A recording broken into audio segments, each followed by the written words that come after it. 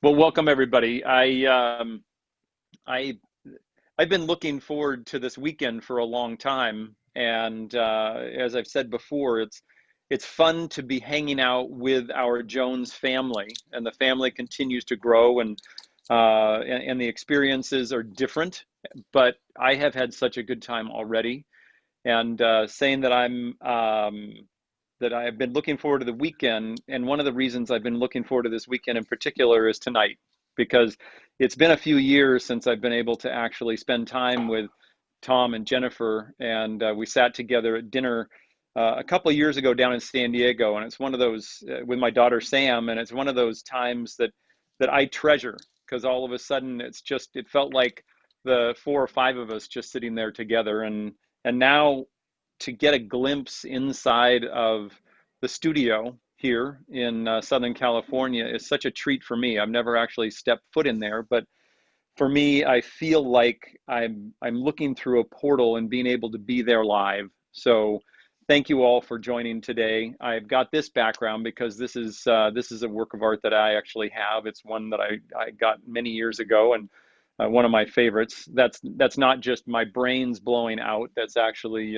Charlie Brown screaming, and it's kind of where I'm at these days. It's a great thing. It's all joyful though. It's a joyful scream for sure. But anyway, Tom, I consider a good friend, even though we haven't spent hours and hours and hours together. There's hours, but I know Tom through his work, and I the more I see, the more I love his work. In turn, Chuck always said it's not about the art, it's about the artist, and I believe that. So, with that in mind, I'd like all of you to to watch and listen, and if you have questions that I can ask Tom as we go, just put them in the chat, and we will do the best we can for the next couple hours spending it with the Everharts here. So, hi Tom, I see you're in your studio there.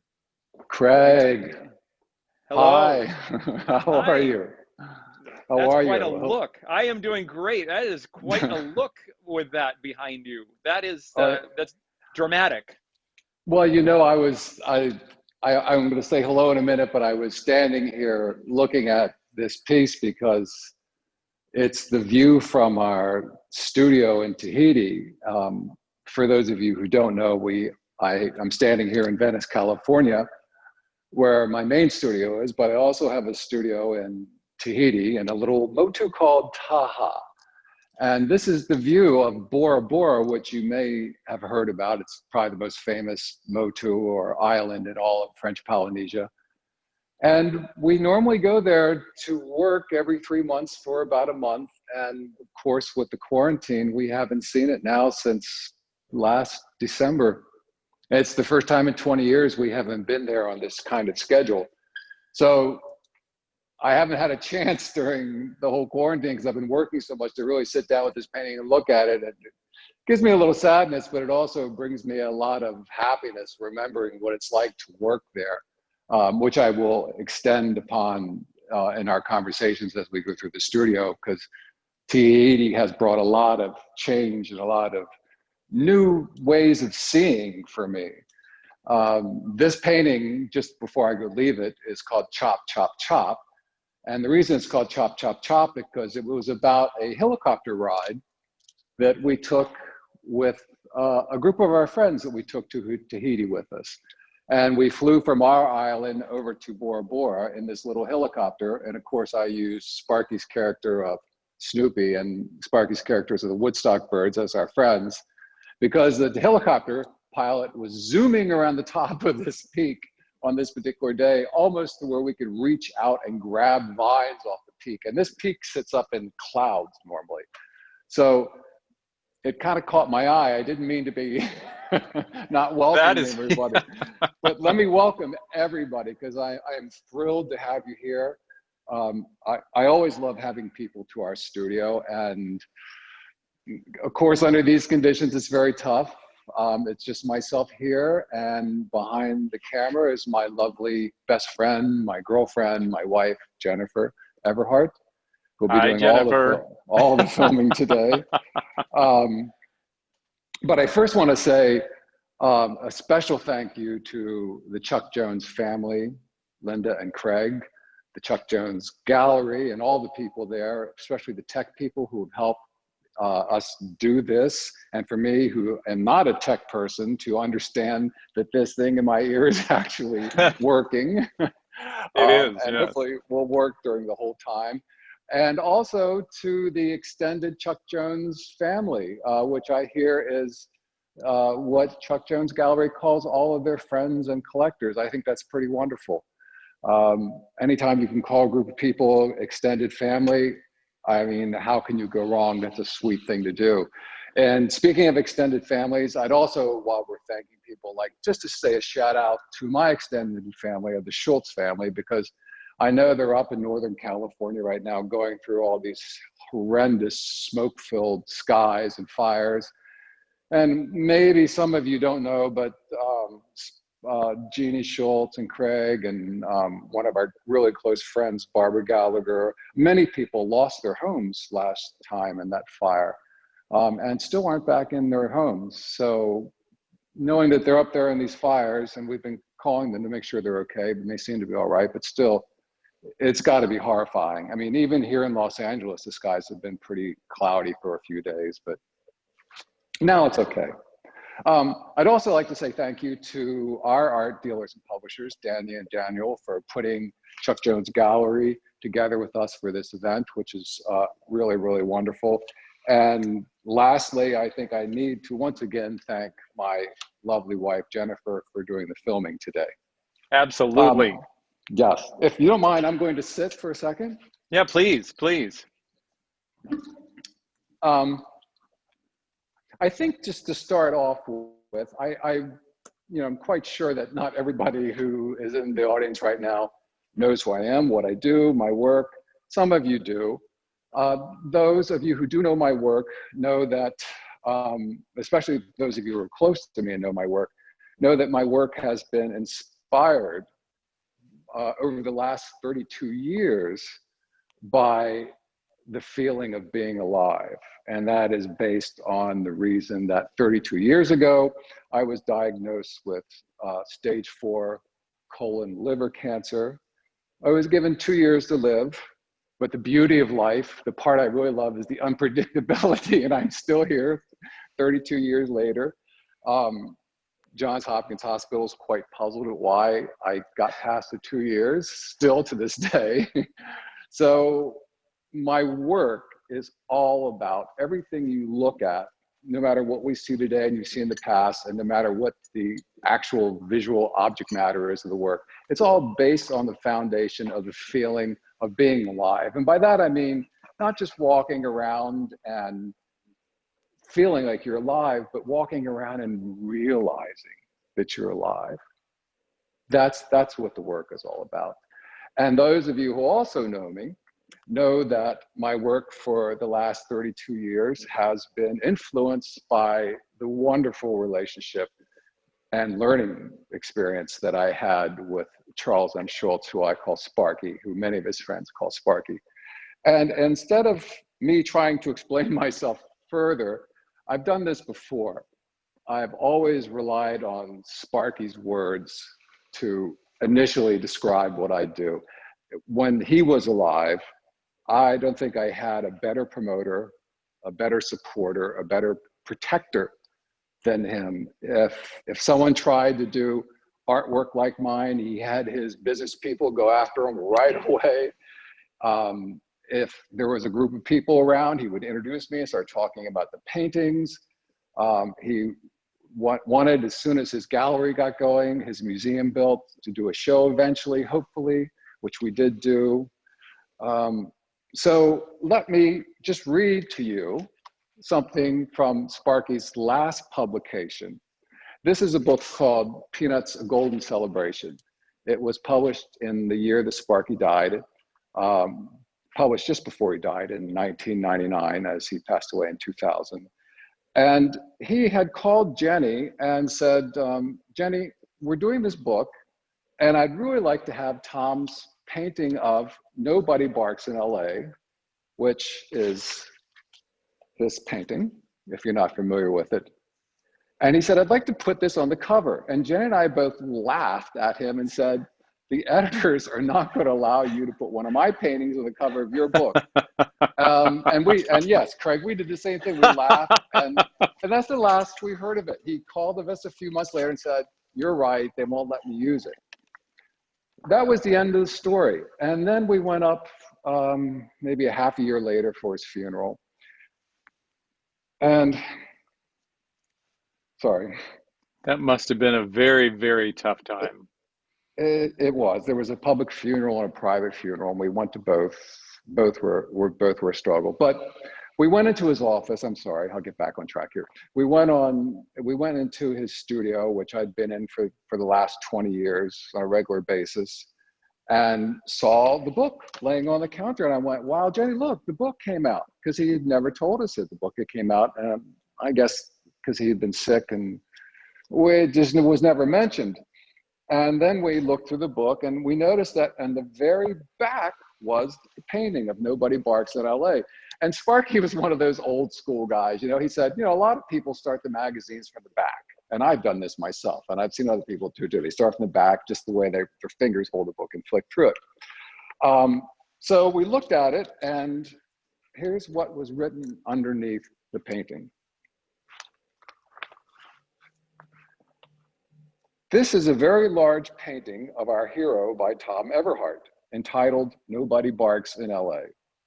Tom is the only painter authorized by Sparky's agents, United Media, and himself to artistically render Peanuts line art, and the only painter authorized to use them as painting subject matter.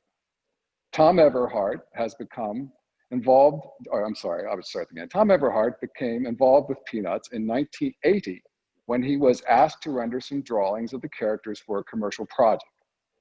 A successful painter with no background in cartooning, this is true, Everhart prepared for the task by projecting Peanuts strips onto a 25-foot wall in his studio for closer examination. He was stunned to discover that blown up larger than life Sparky's pen lines translated into painterly brushstrokes that closely connected to his own form of expression. His immediate fascination with Sparky's line, and line is in quotes, and that's very important that it's in quotes, and his remarkable ability to reproduce it impressed Sparky and launched their subsequent friendship and collaboration. Everhart's paintings have been exhibited at museums all over the world, from Milan to Minneapolis to Japan, and in the Louvre in Paris. So for those of you who didn't know who I was, this might be somewhat of a good brief introduction from his book, which I think is very important to quote and talk about what he has to say, because without Sparky, none of these paintings that you see in my studio today would be here. I owe him everything in the world.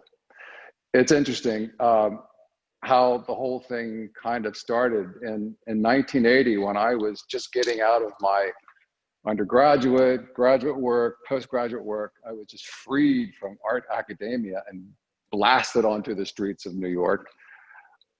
In 1980, as I was saying, my friend Keith Haring started marking up the streets and subways with his black marker.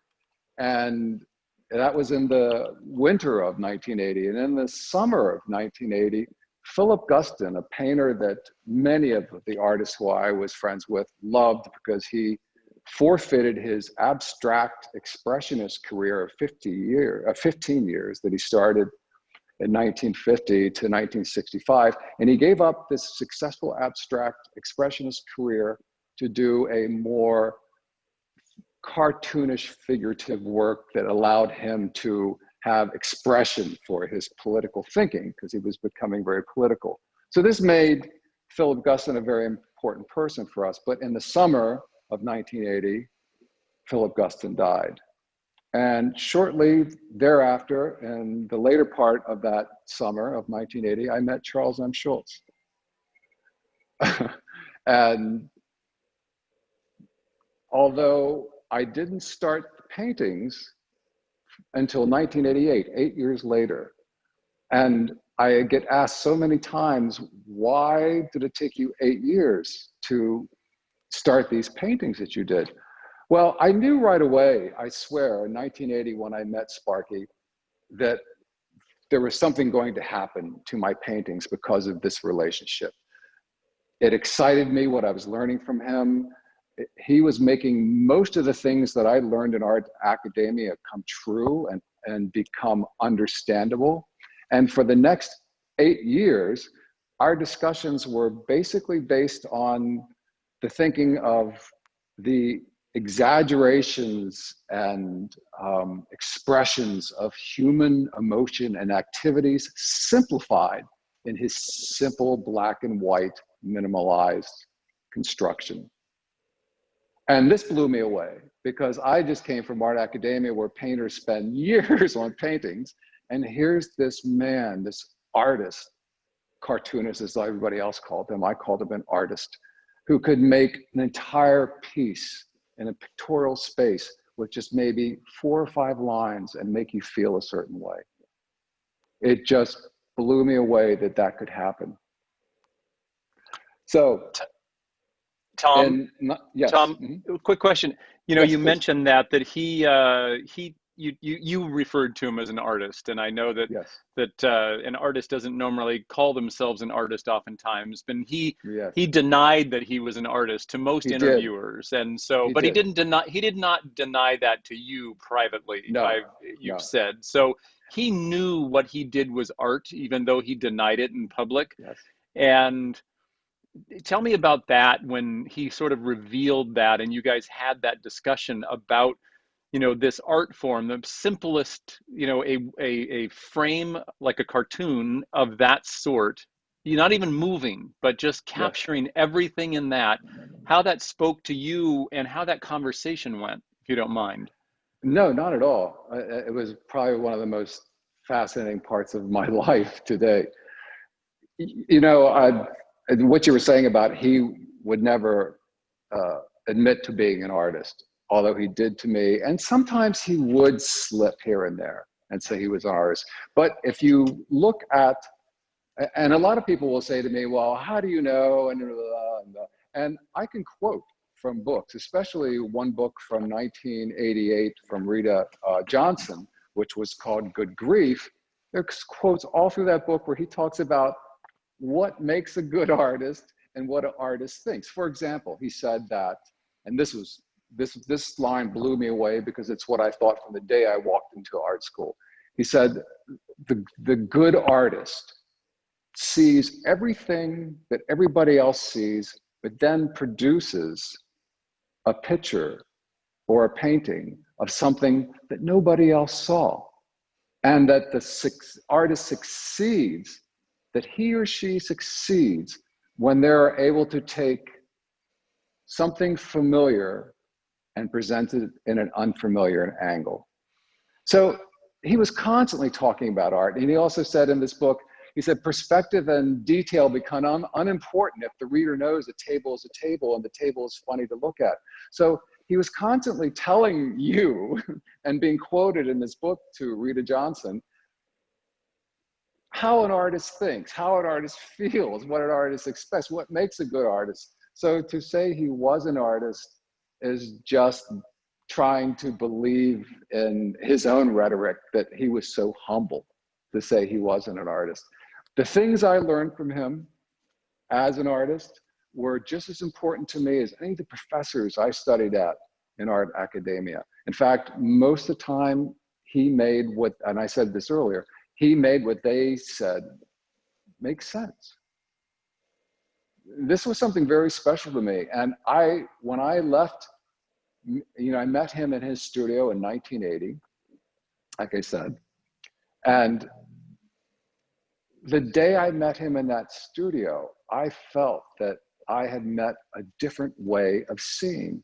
And art to me is all about new ways of seeing and how you express how you see and try to show that to someone else. So I was constantly learning from him, even when it didn't seem like we were learning, like we were just having fun watching people in his skating ring skate around in circles and just walking outside from his studio to his skating rink. I was always learning because he was always talking about the way you see things and how people see things. And his own vision changed too. I mean, the way he started in 1950, he was using traditional perspective in his strip. By 1960, he had emptied out all that traditional perspective and started minimalizing and flattening images and taking the pictorial space that he had, the frame of the cartoon, and broke it down into a simple, clean abstraction. And he knew he had to do this because his characters were abstracted. From the very beginning in 1950, I mean, the kids were 2.5 heads tall. A normal kid is 7 heads tall or 7.5 heads, a human being. So he was already drawing these. In fact, you know, he got an award, a Cartoonist of the Year award in the 50s from Yale University. And he said that he had heard something about them making fun of the characters like they were kind of like space aliens because they were 2.5 heads tall. And he realized why they were looking at his characters in a distorted fashion, because the characters were abstracted because they were designed to be 2.5 heads tall. But the background, the doghouse, the land that the kids played on, the houses that the kids played around, all the houses were turned in 3/4 perspective. But if you look at his drawings after 1960, the doghouse is only shown from the side, flat. The kids' houses are only shown from the flat side. If you go into a teacher's learning classroom, the table, you don't see the top of the table, you see the very front edge of it, because not only did he take perspective out of the strip and flatten it so that, and this is very important, he flattened everything so that you did not leave the strip. If you do something in perspective, let's say in a cartoon strip, which most cartoonists do, almost all of them, your eye tends to disappear and go down that line of perspective and go out into the background. But if you're caught in this flat perspective of his, you can't go anywhere. Only thing you can do is move around the characters. In fact, if you look at Snoopy, this is really fascinating. You'll see, many times you'll see a side view of Snoopy, but you'll see a front view drawn on his face. Very Picasso. And Sparky did like Picasso very much. And there are debates whether this came from Picasso. I've had this with close friends of his. I believe it did. But many people think it's just because, you know, it's a simple mistake or something, or it just happens that way. But I believe it did come from Picasso. And the same thing that Picasso did, whereas you couldn't, if you could see the back of the character at the same time that you could see the front of the character, like you could see the eyes on the front that were supposed to be on the side, that meant you were actually in the strip walking around the characters. And if you couldn't see the top of the desk in the classroom, that meant you were on your knees at the same height as the characters, as the kids. So he not only captured you inside that pictorial space, but he put you down to their level, your face level. And did he talk about, did he ask you, or did he tell you specifically that he had an epiphany or a turning point where he said, you know what, I'm getting lost in the perspective. I now have an intentional to move to this new perspective? Well, you know, this happened in 1960 and I didn't meet him to 1980. So I wasn't there when it was actually happening.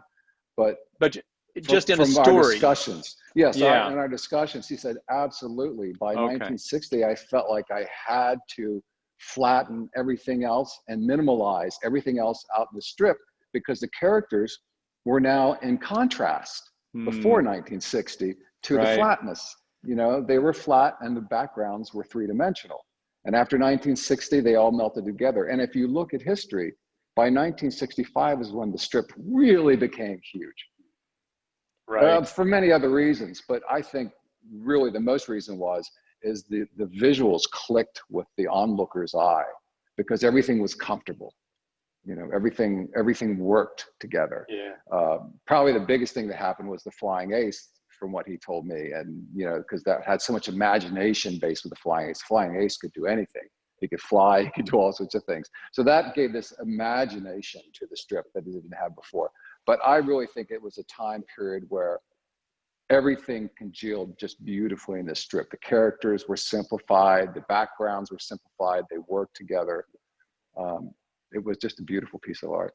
Brilliant. Yeah, that's a nice perspective into him and his not just ability but desire to communicate all of that to you. Obviously, he Yeah. latched on to you because he saw something, and I my personal experience with that was Chuck did that throughout his life, but it Yes. seemed like Sparky really took to you quickly in that first encounter that you had when you presented those things. Can you talk about that?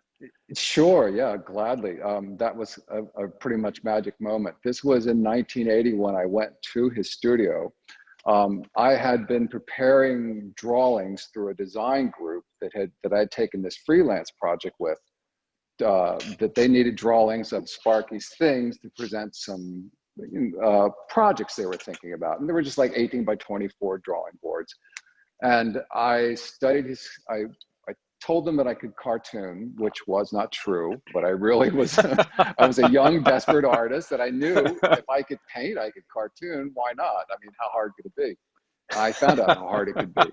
And after a few weeks, I was about to give up and go back to the agency and say, I'm dreadfully sorry, I just can't do this project. But one night in my studio, and this is mentioned in the introduction that, or the description they give of me in this book, I'm in my studio and you got to remember, it's 1980. We didn't have the internet and I couldn't go on Google and look up Sparky's drawings. So I had to go to the New York City Library. That was the closest place I could go to get his books and Xerox them. So I would come home to my studio with piles of black and white Xeroxes of his drawings. Still wasn't getting it. So I started using his drawings to do my sketches on the back of the Xeroxes.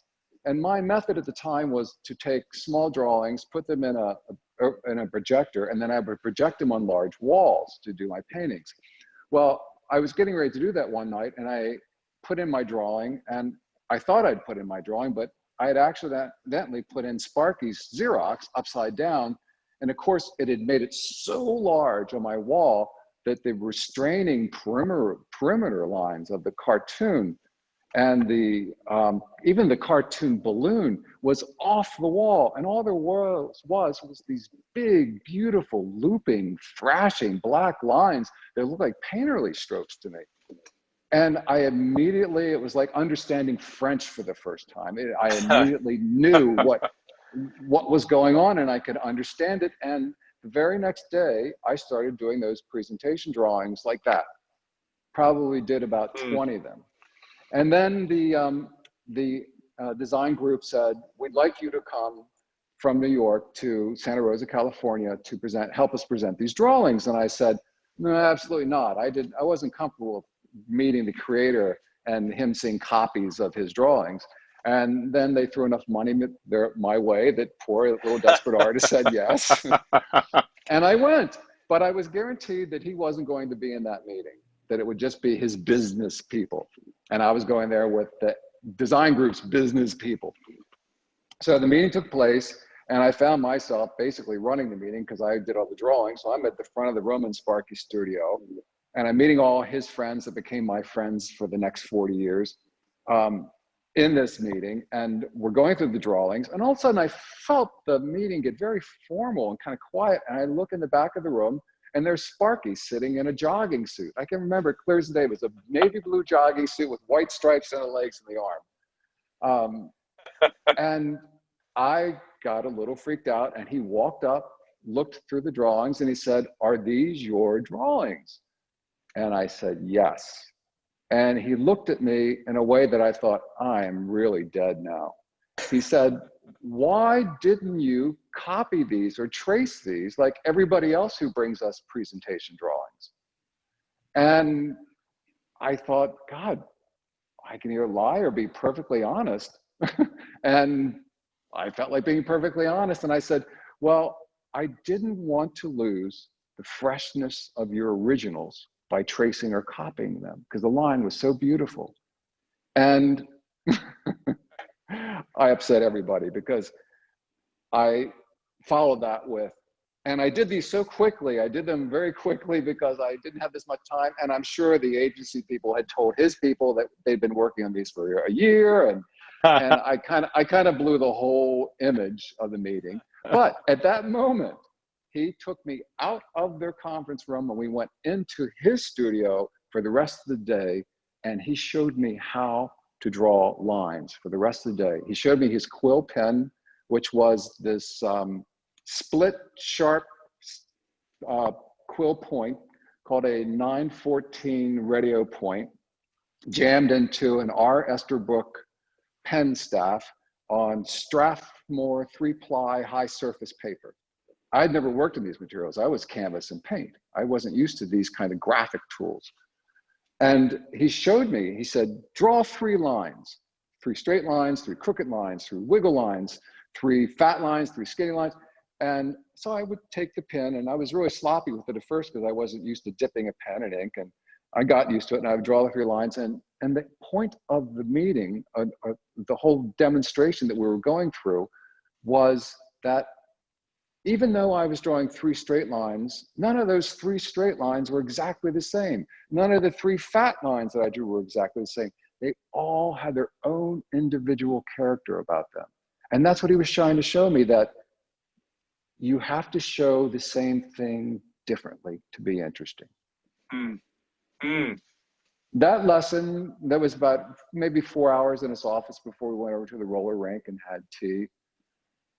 That lesson has stuck with me for 40 years. That's why I can bring it back so fast.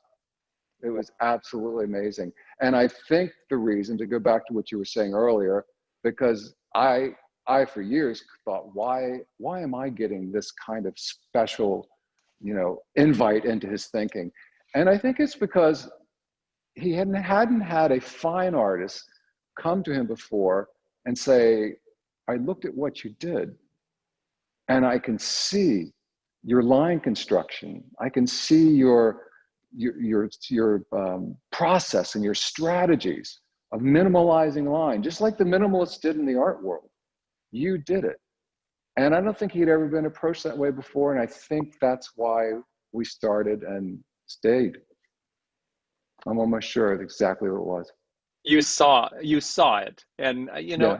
I think every artist loves to be seen through their art, through their technique. And and Chuck used to talk about that he would see in young people that they would see not just his fame, but him as an artist. So that's very special. Thank you for sharing that. That is. Yeah, it is. And I think the timing probably was perfect too, because I know that in the 80s, this was 1980, but I know that in the 80s, Sparky was the most insecure I've seen him. I mean, he was a very insecure person, but the most insecure I've seen him about his work, where he felt like people didn't get it anymore, that his work didn't set them on fire anymore. And I constantly was saying, oh my gosh, the new stuff is great.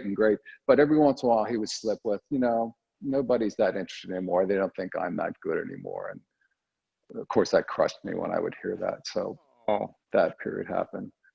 But so let's talk about a little, or go ahead if you want to continue with that. Well, just quickly, because I want to get into the work, but I want to finish the story. So I was talking about those 8 years from 1980 to 1988 where I wanted to do these paintings, but I didn't. It took 8 years. And it was because we talked about this, about doing these paintings, the idea. I told him I was interested in doing it, but he said, there's one thing, and we both agreed on, only one thing. And that was that the paintings could not be a colorful version of what he did. They had to be a new way of seeing what he did. It had to be not his way of thinking, it had to be my way of thinking. It had to spring from my original feelings and insight. And as many things as I could think about, I couldn't find anything that made it just not just a painterly version until 8 years later in 1988. And August 12th, Friday of 1988, my good friend Jean-Michel Basquiat died of an overdose of heroin. And I was due to go to Johns Hopkins in Baltimore for some tests because I was having bad stomach pains. And I was going to come back for Jean-Michel's funeral, which I never did because he died on the 12th. And on the 15th, I died twice in 2 10-hour surgeries. And then that's when they thought I wasn't going to live anymore. And then I had another surgery and some more, and then a year of radical chemotherapy.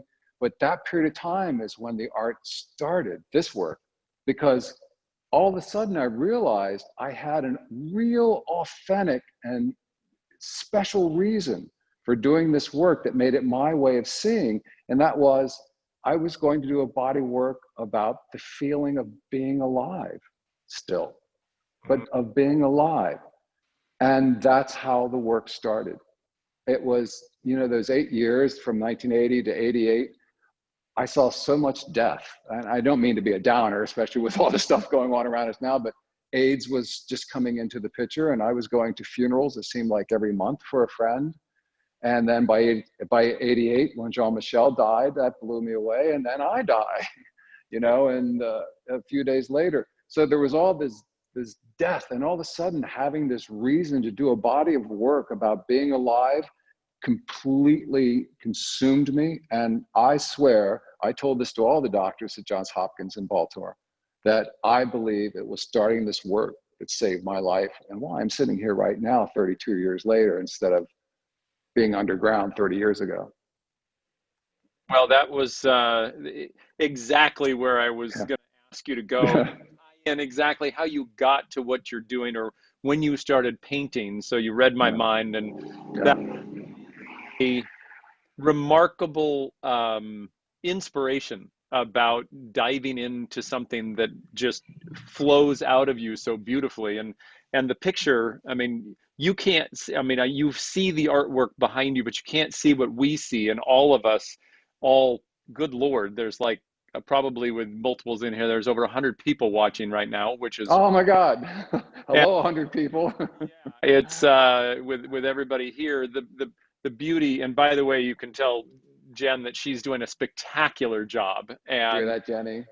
and so it is this feeling of you sitting here in front of Bora Bora is exactly what art is supposed to do. So thank you, that tie-in of the inspiration of Sparky to be what you, that first time that you decided to dive in and saving your life in essence. And I believe that 100%, that oh, absolutely, that is it. Just even being in with you a couple of years ago and hearing little bits and pieces of that, I absolutely felt that I understand that was the case. So yeah, and Craig, we have to get back together. It's been too long.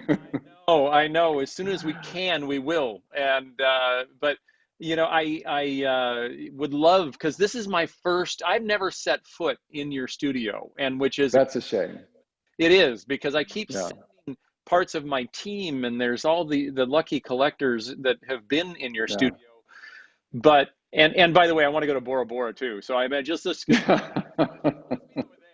But you know, so kind of you can, however you want to paint the picture, literally or figuratively, about sort of, I mean, it's been a journey for you since you started 32 years ago painting and doing the bodies of work, and everything seems to come out in groups. And it's sort of as Chuck said, that he would sort of flow out of him. And it seems like these bodies of work that you're producing, you know, there's always something that inspires it. I'd love to hear more about what you've been doing and how you got here. Yeah, absolutely. In fact, what I would really love to do with you and these wonderful 100 people that are with us today is kind of give you a brief tour of the studio, and then we'll get to my most recent work that I started at the beginning of this year, just a few months before quarantine, before we went into quarantine. But it seemed to roll into quarantine just like it was fitted for it. Body of work by the title of Coconut Radio. And I will explain to you more what that's about. But let's start on a little bit of a tour, if that's okay. Yes, absolutely. To talk about, before we talk about Coconut Radio, I have to explain that one of the things that is important, and from the very beginning of my work, was that because the work was supposed to be about being alive, it had to look like it was alive, and that meant it had to look like it was constantly growing. So I decided to make a regular schedule, if for no other word, of doing series, one after another. So you would see one series grow into the next series. So it gave the feeling of growing. And so the reason I'm bringing that up is not only because it's important to explain that the series makes, all these different series makes the work look like it's growing and alive, is that each series grows into the next, just like in human life. The last piece of one series is always just before the first piece of the next series. So before we talk about Coconut Radio today, I want to talk to you about the work and the series that I was doing just before Coconut Radio, so you can understand this process of how the work evolves and grows. For a long time, in the last couple of years, I, like probably the majority of artists, have been working on the themes and the thinkings of the global anxiety that we've all been going through for these number of years.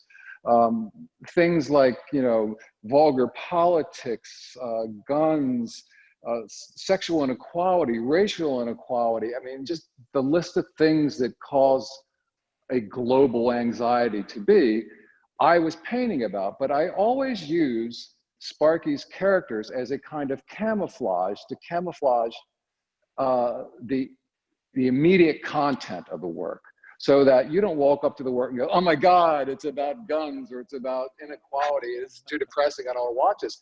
I give them a kind of camouflage mask with Sparky's characters to lead them into this discussion. For example, the piece behind me, this is called Woman Please. And if you can see, I'm using Sparky's character of Snoopy, and I've drawn him in a way that he is overexcited and just thrilled. Well, when I was a child, I was raised by a group of very strong women, mostly women. And I remember asking my mother, the nannies, the sisters, everybody, why aren't there women presidents? I just, as a little kid, I couldn't understand this. And this is a long time ago. I couldn't understand why there weren't women presidents and more women leaders in the world. And that's what this work is about. That's why it's called Woman Please. And the idea that we are now becoming closer and closer to having more and more women as leaders in the world overwhelmingly excites me. And that's why it was called Woman Please. And I have to say, especially with Ruth Bader Ginsburg passing yesterday, this piece means even more to me today than it's probably ever meant before. Here's a work next to it from that same body of work. And these paintings were called the Have Mercy paintings, because it was kind of like, have mercy on us with this global anxiety. This piece was called Stormy. And this was more about politics and the vulgarity in politics and the storminess of politics, and how we as a people have to find our way to fly and maneuver our way through the storms and the clouds of these things. This is actually a painting from 2 years ago. One of my favorites. I hope never to sell it, actually. I like it, and I keep very little, and this is one that I would like to keep. And just one more mention of this No Mercy paintings. This was a very unique painting, and I'm glad we still have it. I'm actually surprised we still have it. I think maybe it confuses some people, because it's the only time that I've ever used Sparky's words from his strip exactly. And it's the only time that I've actually really copied his drawing without altering it too much. Because usually I start with Sparky's drawings and I start playing with them. I start maneuvering them. I start altering them. But I do it in a way that I know he would have done it, since I know his line construction and his strategies of building a character. So it looks still like he did the piece, and it still looks authentic to his work. This was a strip he did about gun license. And I took every word from all 3 boxes and wrote them on top of the drawing of the character of Snoopy carrying his automatic weapon. But the bottom line is, this work about anxiety that I felt like a responsible artist and a responsible citizen by doing, and all the other artists were doing, started pulling me down. I mean, I was starting to feel the anxiety, and I was starting to get very depressed. And I didn't want to just leave it, the responsibility of talking about these issues, because all artists really are responsible for talking about this, I believe. So what I thought is that I'm going to come up with something that deals with how to get over that anxiety. And the only thing that comes to my mind of how we get past all the anxieties in the world is education. We need to talk to each other. We need to understand each other and share and celebrate how different we are from each other. I mean, that's the wonderful about being human and mankind. Remember, the second word in mankind is kind. So I was very down, and my wonderful camera person, Jennifer, comforted me and made me feel better about everything. So I all of a sudden started a couple of works, a small body of work called My Hero. And you may have seen some of these pieces. It's Snoopy basically holding Woodstock, and I'm represented by Woodstock, and Jenny's represented by Sparky's character, Snoopy, holding Woodstock and being the hero. And heroes led into Tahitian heroes. When we went to Tahiti, right after I started this work, I realized that all the people in Tahiti were my heroes too, because they were making me feel better. So from Have Mercy paintings to my hero that saved me from these, and to Tahitian heroes in Tahiti who also saved me, that went into the Coconut Radio group that we're about to see. Coconut Radio is a term in Tahiti that they use for communication. And really what I wanted the work to be about was about education through communication. And Coconut Radio means the way they communicate in Tahiti. Like one person will say, oh, I heard it from Bob over in this island, and I heard it from Jean-Pierre over in this island. He told me this, and that's their Coconut Radio. That's how they talk. And oddly enough, we're doing it right now. Isn't that true? And so, as I said, I started this body of work, Coconut Radio, the first of the year. So maybe a month, 2 months before we went into quarantine. And it just rolled naturally right into it. And what I also wanted to do in Coconut Radio was protest anxiety with color. So I went back in all of my color theory classes and all my color sensation sources and started building colors that I'd been mixing for years that I hadn't used before, and tried to make something so bright and so offensive to anxiety in a protest with color. So we can go in the back room now, okay, and see some of the paper pieces of Coconut Radio, and then we'll go upstairs and see some of the larger canvases of Coconut Radio. On the way out though, just to give you a quick tour, this is from another group of series called Waves of Influence. And all the paintings in this group represented different influences that made my work that was influenced by Sparky. It was showing how I built each painting, like who influenced it. This was sound waves. And this is actually, I know it's a bit abstract, but it's actually a wave. And every painting was the exact same wave. And the wave actually, even though I've abstracted it and reconstructed it, is from one of Sparky's strips. It's a strip where Charlie Brown and Snoopy are playing golf, and there's a big giant wave behind them about to crash into them. And they both look scared. And I took that wave and I made over 100 paintings from that one drawing. And this is one of them. Wow. That is so, and yeah. Having Snoopy right in the middle of it is such a powerful. Yeah. I only used the dog in all the paintings because he wasn't there to represent my influence of Sparky in the paintings. He was there to represent scale, to show how big the influences were by him being so small. The reference to Sparky in every painting was the wave itself that I took from his strip. Brilliant. These two pieces are the oldest pieces here in this presentation space that we're in the studio. These were supposed to be medals, like a soldier would wear, turned sideways, like a strip medals. And there was one Woodstock in each piece because as Sparky named Woodstock after the Music Peace Festival of Woodstock. Wow. As well as Picasso drew the dove that always reminded me of his peace dove. And there's the Woodstock on this one. Oh. These pieces, I still do some work like this, but it's so labor intensive that I've cut back on this sculptural kind of work. I do them rarely. What is the They're very heavy. What is the material? It's all paint, actually. I mix paint with a white glue, an archival white glue, and an archival acrylic varnish. And depending on the amounts of mixture of the two mediums, I dye that mixture with color. So I'm using very little color and more medium and glue. And that way I can pour the paint first and then let it dry and then peel it off the surface and glue it on.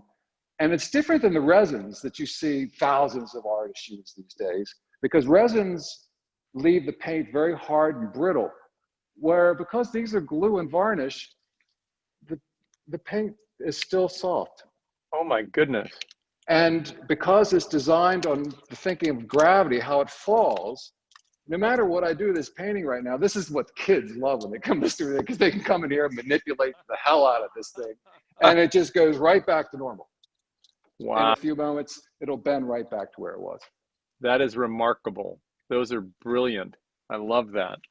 I wish they weren't so hard to do, Craig. Do not look at these with any wanting eyes, because these for your mind. These two are from the Have Mercy group. You can see they look like the Stormy painting. And this piece, which is actually probably my all-time favorite piece, is from the Waves of Influence pieces. And that was dedicated to the artist Frank Stella. It was called Stella's Sneaker Wave was the name of that piece. So let's go into the back room.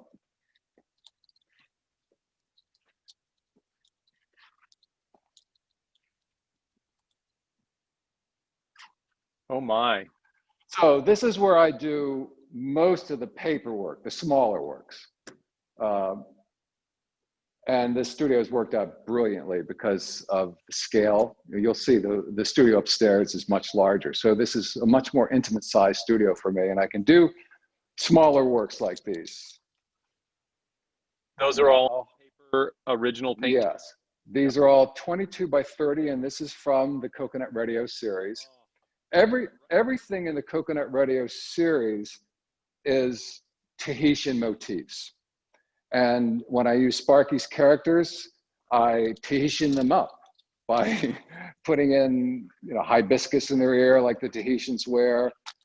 I said earlier, this group is called the Palms, and I put palm fronds almost everywhere in these.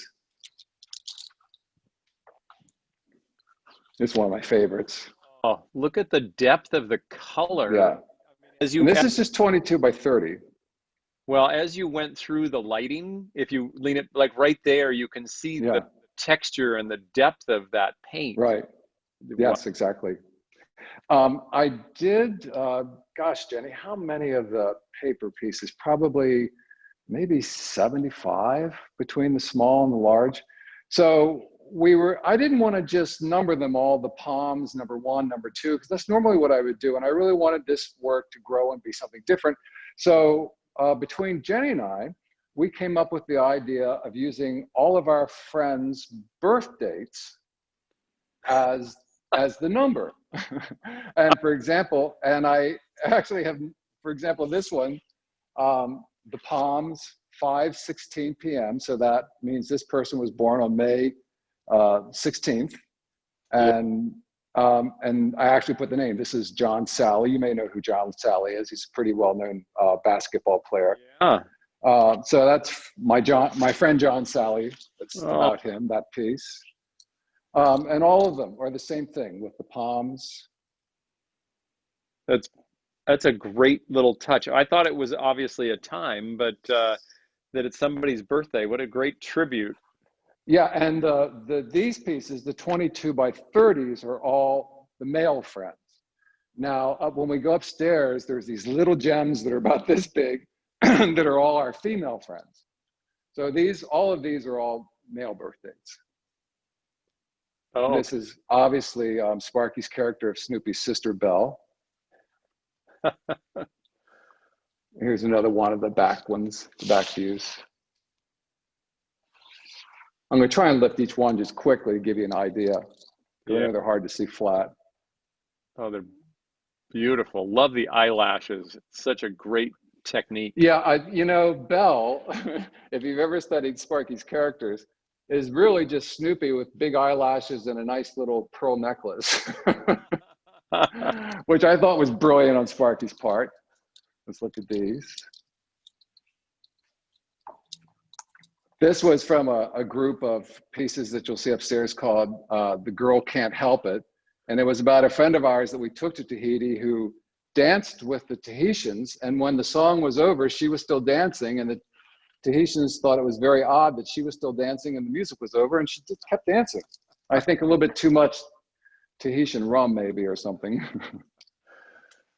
So much action in each of those. And if you'll notice, you may, especially Craig, you may notice because you've dealt with my work for a while. Yeah. Another thing I tried to do with this group, since I wanted to do something that felt like I was redoing anxiety into happiness, I have taken many of my old drawings and old paintings and reworked them into this group. You may have noticed this. This was from it was a print I did called Mon Ami. Didn't recognize where. Yeah. Yeah. Mm-hmm. Oh, Snoopy looks the best he's ever looked there. There was a painting that I did a long time ago called Dog Lips. Yes, I recognize that. That is. And so Dog Lips has now got points, hibiscus in the ear. So they're all previous drawings that I have actually reworked. I had to do a lot of research into what drawings would work in this series, which ones I could rework and make them look Tahitian and paradise and coconut. Do you know that, you know, I've told you the name of these are the palms.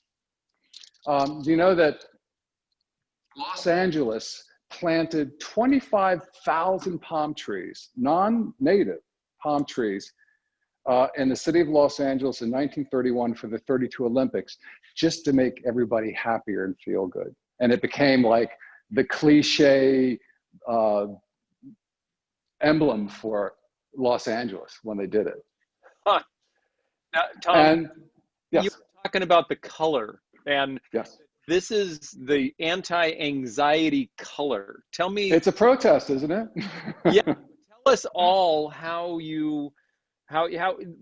tell me the process. You said you researched colors so that it was vibrant anti-anxiety protest. Yes. You know? So explain that in your color choices. There have been so many great ones. Yeah. I think I'll be able to explain it better when we go to the upper studio, because that's where most of my work tables are. And I can actually show you the materials. Wonderful. Which I think you'll find fascinating. So let's just put that off for 1 second, but that's a very important question, Craig. I'm glad you brought that up.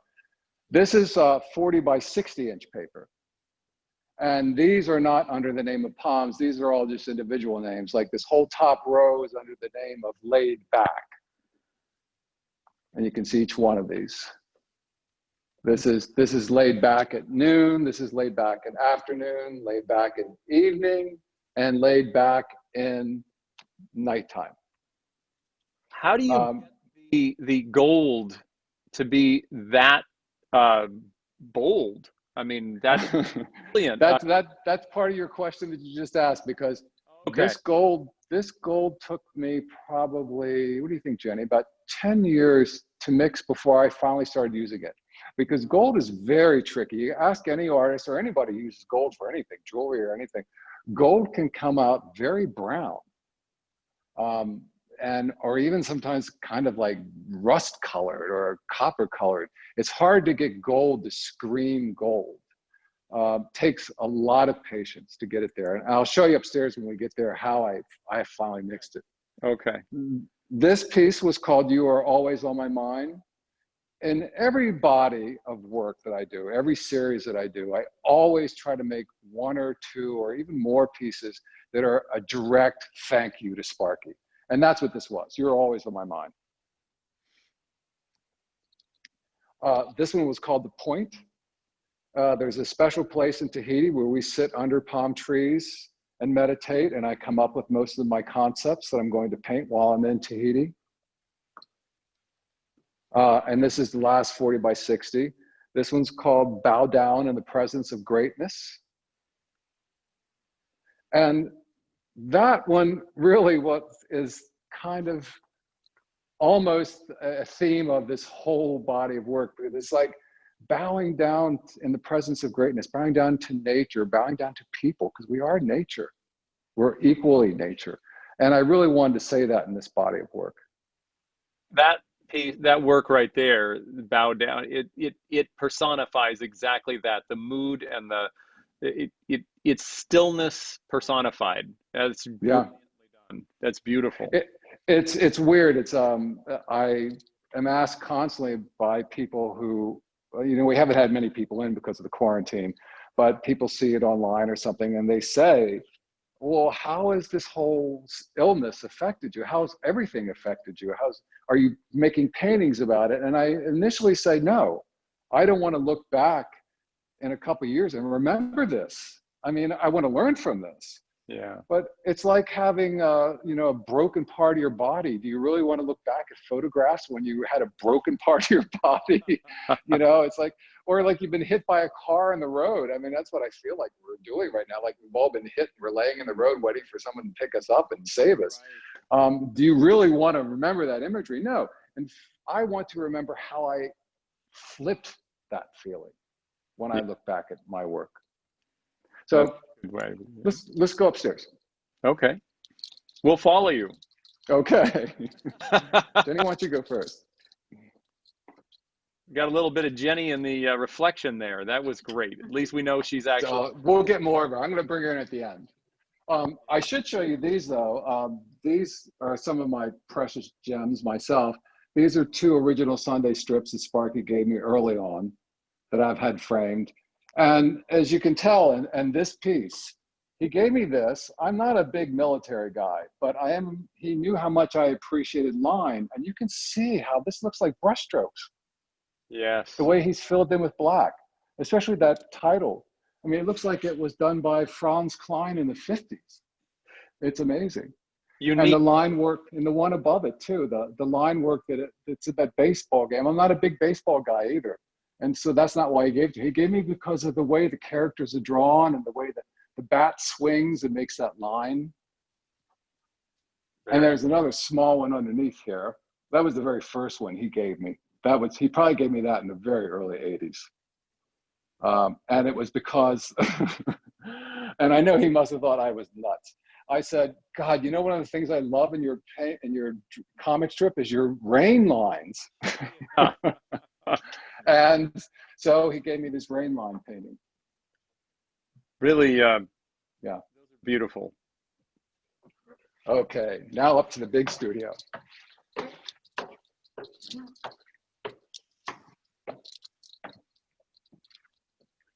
So this is the main studio where I create most of the big works. This was the title painting for Coconut Radio called Sha La La. And Sha La La refers to another form of gossip in the islands in Tahiti. Like if someone's bad-mouthing someone and they say, oh, that's a Sha La La. It's just rumor. It's just rumors. So it was another form of communication and educating. You learn things through rumors and you learn things through communication. So I wanted to do a whole piece that basically felt that way. So once again, it's the character of Snoopy and the character of Woodstock being presented. And if you look on the left to right, that is the horizon line and the reef that you see in Tahiti. This is the reef that's always turning way far out in the water.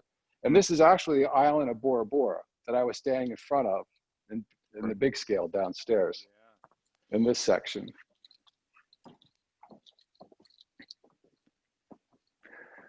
something about this piece, and this was probably one of the first pieces. I probably started this one in January. If you look at the headdress on Snoopy, I've had people say to me, I never saw a headdress on any Sparky's drawings. How did you make it look like Sparky drew it? Or how'd you make it look comfortable to his characters? Because there's no headdresses in the strip. Well, actually there is one wreath, and it's just a very minor wreath that Peppermint Patty wore in one strip. But it wasn't floral, it was just little leaves. So what I did was, I went through Sparky's strip, and this wasn't the first time I've done this, but I went through Sparky's strip and found every still life I could find, like a little vase next to Charlie Brown on the table with flowers in it, or a vase of flowers next to Lucy sitting on the ground, or flowers outside, hibiscus flowers flying through the air in one strip that he did. And I took all of those flowers from all those little teeny still lifes in his strip and put them together to make these headdresses. And that's why they look so natural, like they came right out of the strip, why they look so comfortable. And it's not the first time I've done this, it's the first time I've done this in such an elaborate, detailed fashion. Back in the mid-90s, I did a group of paintings called Still Lives from a Cartoon Life. And these were 9-foot tall paintings of just the vase with the flower next to Charlie Brown. No Charlie Brown, just the vase. And I did maybe 4 of those. And they were just on the flowers and the details of flowers in the strip. And I made still lifes like any artist from the 19th century would have done. Almost impressionist in a way, by just pulling out a still life of flowers, and that's the painting. Kind of Van Gogh. Yes, very much. And the thing that's funny, because Sparky was such a funny guy. I mean, he had such a dry sense of humor that he said to me, he said, I was going to draw this strip today, and I was about to put in these flowers next to one of my characters. And I got all paranoid that you were going to make a giant painting out of it. So I had to do the flower perfectly because you were going to blow it up 10 feet in the air. Which I like bugging him, because we had this thing where we bugged each other a lot, and he was much better at it than me.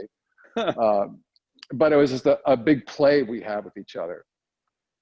Just so you know, yes. As you're bringing these up, actually our technical genius is putting up some of the reference material.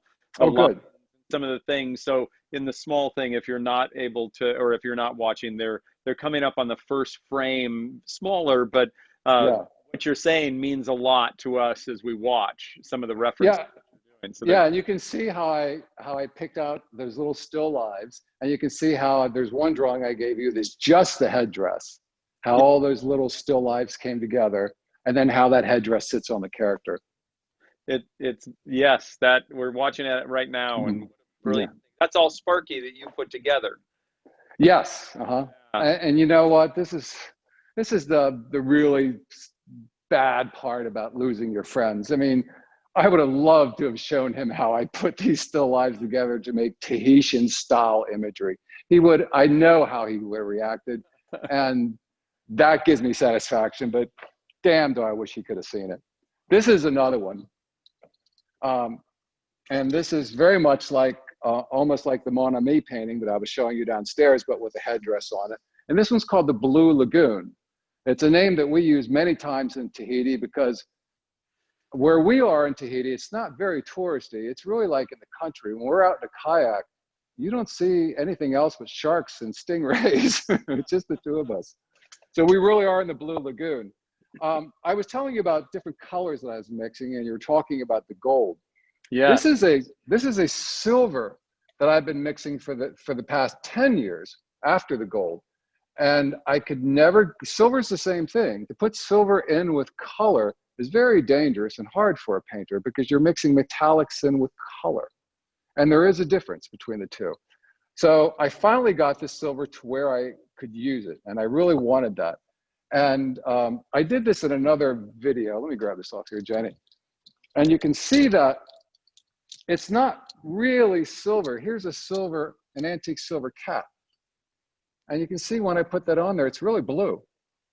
Oh. Interesting. The eye It's just, trick. it's the mutual relationship, or that it's in, you know, a term in the art world, your mutual relationship of color, of how this blue next to this color makes it look silver. But once you put the silver up, it goes into blue. Hmm. And these were actually mixed with the silver too. This is my yellow that I normally use, my really bright yellow mixed with that silver.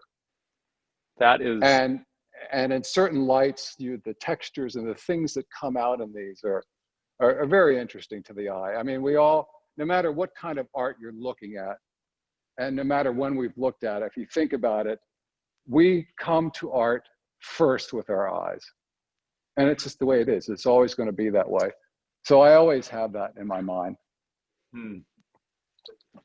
I will say the blues that you have in the there, I have an affinity toward water and the ocean above and below, and it is alluring the way that you've got the depth of color in the lagoon work. It is brilliant, Well, beautiful. and Craig, thank you very much, because you just reminded me of something very important that I didn't think to say. One of the very important aspects of the Coconut Radio series was that it was water. Because where we are, we live on an island the size of 2 football fields, and there's nothing else around for miles. So water is really the predominant visual thing that we're looking at all the time.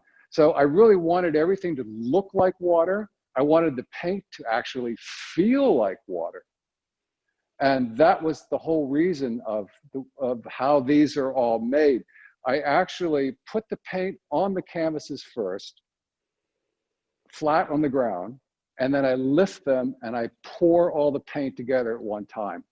So not only does it look like water, I make the paint behave like water as it's going into its drying position. Wow. It is that, you know what you said exactly. It wasn't the look of it that got me. It was the feeling of the water that got me. Yeah, and that's what I was going for. It's Yeah. that feeling of water. Here's Jenny, if you'll come around this way. The working title of this piece is called The Point. These are 64 by 84, so they're about 5.5 feet tall by 7 feet long, these panels. Wow. And these are all canvas panels. These are actually some of my favorites, I have to admit. So, and here's the silver again that I was talking about. And you can see I've used it right in here with the orange and the yellows, and it just fits beautifully. But it took years of mixing it to get to make it fit like that. This is probably the newest piece that I poured. This one has a working title of High Tide. These are very heavy. I know I look like I'm lifting them slowly, but I'm lifting them slowly because they're very heavy. I was going to say there's a lot of paint. That's a lot of paint.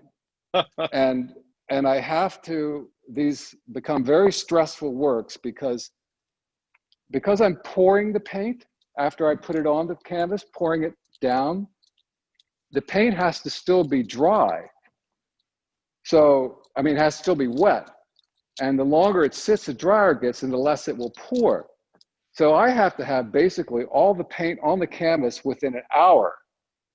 I have to know exactly what I'm putting everywhere. Imagine that. Imagine a painting this size and you having to know every inch of where the paint's gonna go. That's what I'm faced with. And then in an hour, I lift it and pour it, and I decide how far the pour goes before it stops blending. Wow. Wow. Should we look at these, Jenny? Here, I'll go in. This one is called Mr. Downtown, because on every island in Tahiti, there's always one guy who's very urban Tahitian. And it actually was really just to show how different can people be all over the world.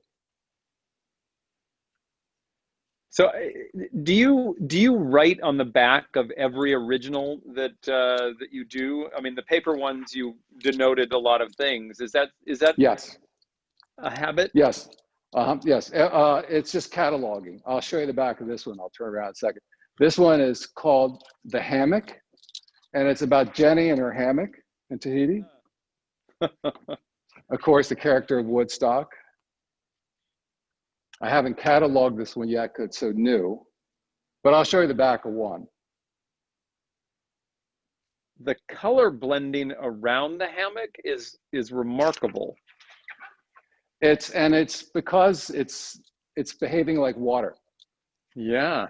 Because it pours together. And what's really interesting about this, I say all my paintings are about the feeling of being alive. Well, one of the things I think that you notice about the feeling of being alive is unpredictability. Life is unpredictable. Yeah. And when these paintings are poured, because I use a white glue in the paint always has a pastel look to it when it's wet. Like a red will look pink, but in a month when it dries, it'll look red. So we would literally watch paint dry all the time until it gets to the exact color. And you get these unpredictable mixtures of color because they're poured into each other. And now I can kind of read it to see what they're going to look like. This is a piece called Floating with My Homies.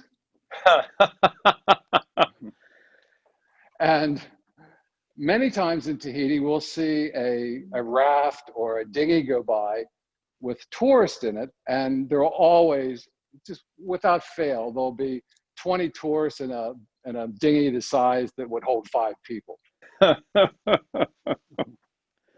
So each image is something that we feel from being in those islands. So I'm really trying to give the onlooker the feeling like you had, you felt water. The onlooker, the feeling what it feels like to be at the end of the world in a tropical paradise. Someplace that right now we would all love to be at, I think, in our minds. Yeah. And, you know, it's funny, Marcel Duchamp said something very interesting.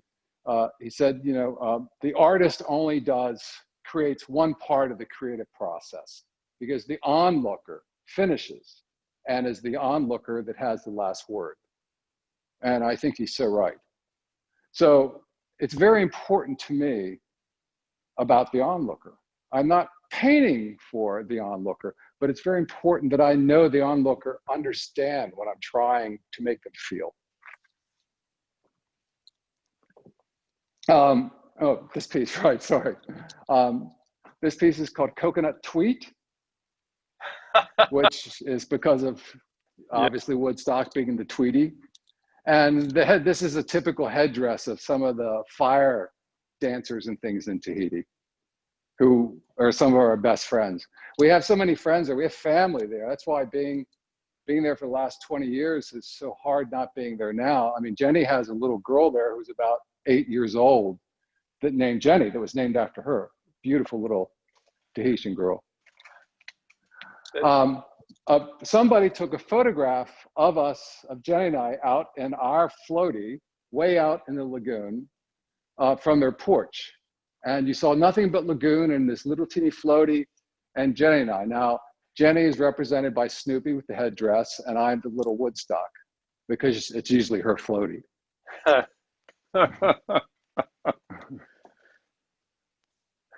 Unfortunately, this is the one piece that it's gotten reserved. It's on its way to Hong Kong, unfortunately. This piece, I know everybody during this quarantine has tried to escape somewhere if they were lucky. Some people the whole time. Jenny and I just got away once or twice because I wanted to be here in the studio working. I've never had a chance to work completely uninterrupted like this. So I've taken full advantage of the quarantine. I work 7 days a week, all day. And as you can probably tell by the end of this talk, I've done close to 2 years worth of work in the 6 or 7 months that we've been in quarantine. Oh, yes, sorry. I hate to say hallelujah, but for all of us that get to enjoy your work, okay, let's do this. You can. You're too kind, Craig. So this was the one time Jenny and I got away. It's still supposed to be Tahiti, but we have some friends who have a beautiful, huge estate in Malibu, and their guest house is as big as my studio. And we stayed in that. It was shortly after the protests and the riots happened here, because we were, we're on a busy street in Venice, so we were part of that. And after that, we really needed a break emotionally. So we went to their guest house in Malibu and stayed with them for about 3 days. And the title of this one was "In the Boo with My Boo." So it was they call Malibu the Boo up here, and Boo being Jenny. So this was another portrait of Jenny and I in a little bit more of a heavenly kind of feeling versus that feeling that we all have right now. I will tell you, Tom, I'm looking at, I've got two different pictures on my screens here. And the colors are a little distorted on one. So I just want to let people know that the colors are so vibrant. They do, I don't think the video does them justice, because I know what they look like in person, not this body of work, but yeah. I will say what you see is already that anti-anxiety protest, but I believe in person it's going to be even more, because I can see in the small thumbnails that they just jump at you, and they're amazing. The printers and people from magazines who do articles on the work and things like that absolutely get so frustrated with me, because most of the colors that I use, they don't have printing inks for. Yeah. And they've told us this. We don't have that yellow. We don't have that magenta. We're sorry, we don't have that gold.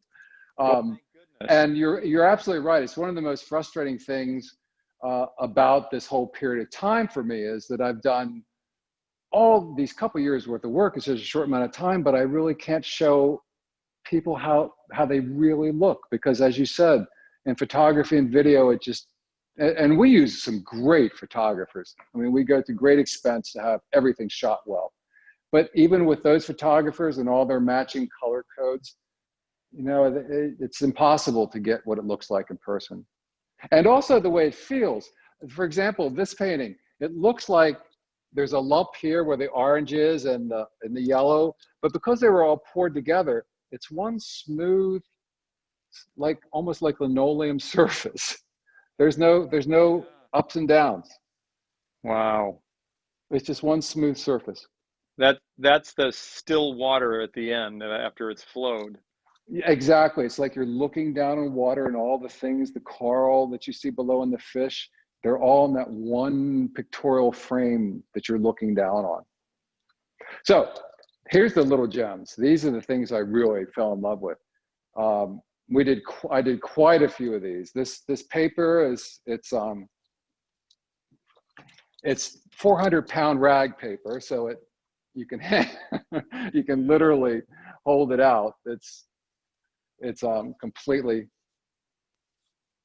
And these are all under the title of the palms too, and these are the ones that are numbered by Jenny's girlfriend's dates, their birth. Great. So each one of them, and then each one name is on the back. You probably don't know Lauren Kennedy, but she's the one who has this birthday. She's a wonderful person. And I think we have reference for a lot of those on the digital version. So if you're we have shot these. You guys can take a look as you're going through and see what they are and what they're called. So yeah, and they're all different versions of the bigger pieces that you've seen, because I wanted them to be all part of the family. So this looks very much like some of the other ones that you've seen, much like even like this one, very close. Yep. Yeah. So you're kind of getting a family feeling, which is what I wanted out of these. That's part of the renovation of our emotions, is to feel family.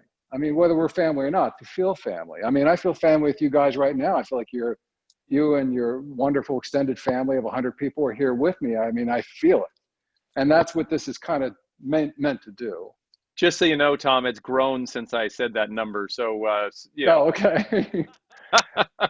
And here's some more over here. I usually have a better presentation space for these, but I'm running out of space, even though I have this huge, beautiful studio. You're in quarantine and you've done 2 years of work. Yeah. Actually, the one I picked up, this is interesting. Jenny just said to me, she was whispering, "That's Jill. That's Jill." This is Jill Schultz, Sparky's daughter. Oh. This is her. She was born on April 20. Oh. Mm-hmm. And I let Jenny pretty much pick out the numbers of these because I said, you know your girlfriend's better than me. So you pick out which one you think that feels the most like them. What a great tribute. That and so nicely. And well, once we get questions going, I'll tell your people, feel free to, if they have one in particular, I'll be glad to pick it up and hold it closer and talk more about it. Okay. Jenny, you want to go quickly over to the work table and I'll show the paint, and then we can go to the questions and answers. Great. So this is kind of central of my workspace. And this is where I'm using a lot of these ketchup squeeze bottles these days because I can pour the paint down that I'm going to pour. I can pour it down into a circle, into almost like a pancake by using these. So I've mixed different colors up to get that. This is the gold we were talking about. And I literally sat here and in cups like these each day for about 10 years, mixed this color till I got to this. Wow. And it would be once this color started looking right with all of these. That's how it works. And the same with the silver. And this is how the solutions that I mix up. I mix them in these cups. My art store is really kitchen supply houses. Very familiar. Yeah. And I'll mix the varnish, the archival varnish in with this, and then I'll mix the white archival glue in with this, and I'll put them in these larger bottles, and then they get a good shake. And then these I use for everything else. I pour these in the smaller bottles, and these are all my own unique colors that I've mixed, everything that you see in here. It's like my standard palette, like the brilliant blue, this is the turquoise blue that kind of sparkles, which I'm sure is hard to see inside the photographs you're looking at, but there's a blue that just glistens whenever the light hits it. Here's the gold mixed up. So is it a recipe that you then write down and now have the formula for, so you can reproduce again and again? Yes, that's exactly right. Okay. Exactly right. And they evolve. I'll realize that, oh, maybe that gold could have been a little deeper because of that purple it was next to, or the magenta it was next to, and so I update it. Okay. And I do that with all of them. For example, this was my red for a long time, cadmium red light, which is a standard artist color. But I started playing with it more and more and wanted it to be lighter than that deep red. And I started turning into a kind of what I call organic orange. And the other red, which I used for years, if you look back at older pieces, will almost look less lively than the red I'm using now. Because of the update in color. And the materials stayed the same? Your sort of basic, the paints that you love and the glue and all of that. You've dialed that in. Yes, it is. And I was mentioning that I'm using more solution than I am actual color. So sometimes I would take these little craft colors that you can buy in any art store and put a drop or two into the glue, into the varnish, and that makes a whole jar of this. So I'm really literally using much more fluid solution than I am actual color. I'm just dyeing solutions, basically.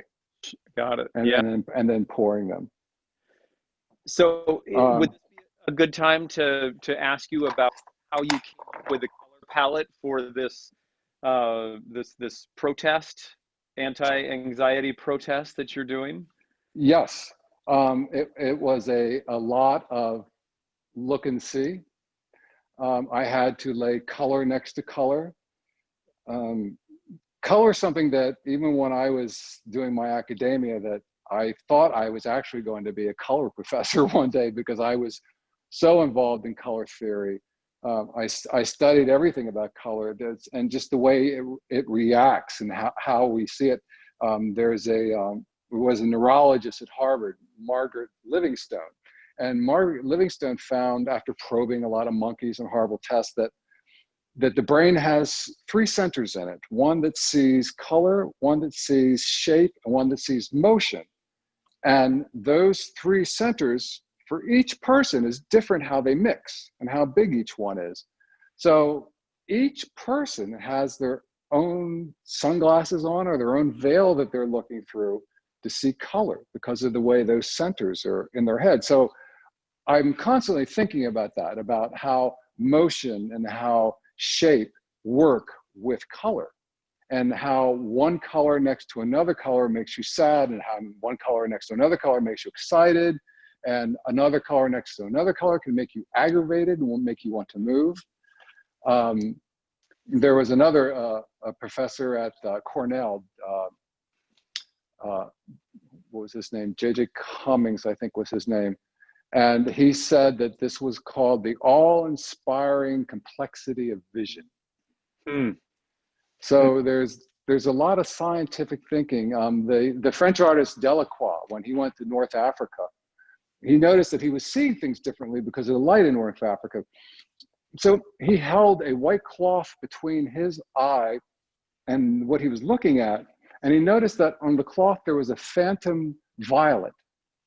And then there was also a green, like a green shade that appeared. But he said, well, in the violet, I can see red, and in the green, I can see yellow. So isn't there orange as well? So Delacroix was convinced that there were three colors that we always see when we're looking at things. And he called that the all of color perception and sensation. So things like that, I have studied and continue to study and continue to be aware of how color makes us feel. Bridget Riley, one of my favorite painters who's still with us today, works with nothing but color sensation, but she works with just stripes and things and optical shapes. But she's putting color next to color to make you feel a certain way or not feel a certain way. So, and with all of that great theory and training, at the same time, I have to imagine that you laid down color next to each other and decided what to do based upon how it made you feel. Yes. But also, as I said before, I'm very aware of the onlooker. I'm very aware of that. And I want to know, and I watch with people when they walk through the studio, although we haven't had a chance to do that much with this group. I watch people. I can see it in their eyes when they're not even talking about what they're feeling, when they're looking at one color next. And I know where they're looking because I've created all the pieces. So I'll go, oh, they're looking at that area where that really dark blue hits that yellow, and there's some drama there. And you can see them kind of set back like it was a movie, that all of a sudden part of the movie became very dramatic. And the music. And yeah, and the music. Well, that's another thing too, that fortunately we don't have, or I shouldn't say fortunately we haven't abused you with today, is when I'm working, I usually am listening to music quite loudly. To the point that I guess it helps me with being in my zone, and I'm nowhere else but here in the studio. But it's been part of my process since a young student to have music on very loudly when I'm working, either for the rhythm of the music or the mood of the music. Moreover, it's for the rhythm of the music, the percussion. So I'll listen to a lot of Tahitian drumming. I listen to a lot of hip hop, things that have a strong emotional beat to them. Because if you look at my work, sometimes you'll see that there's some kind of rhythm to the paint. And that has a lot to do with music that's coming out. There's even a few paintings that I've done in the past, and not too far back, that I reference certain musical artists because I was listening to them so much, like James Brown or Biggie Smalls or Ice Cube. I could go down the list. There's a ton of people that I listen to, and I've referenced them actually Snoop Dogg, which is the easiest because of Snoop, um, and the paintings, just to give them reference. Well, it comes through the rhythm of your paintings certainly come through graphically, and as our onlookers, all of us being here looking, it's a moving experience, and all of a sudden, that emotion that's in here. And I know that there are people who I'm getting messages all the time as far as like, wow, oh my goodness, stunningly beautiful, just Oh, nice. them as Kind. they come. But for me, I'm like, I'm just in my head. I'm like, exactly, and not seeing all this, and neither is Jenny. But the accolades continue to come, and maybe it would be a good idea to, if there's some works images that people would like to know a little more about, either the small Yes. ones, you can put them in the chat session if you had a certain. What I thought I'd do is take a chair and sit in front of one of the paintings and just take questions. That works for you. Let's do that. I'm gonna go grab a chair right now. Yep.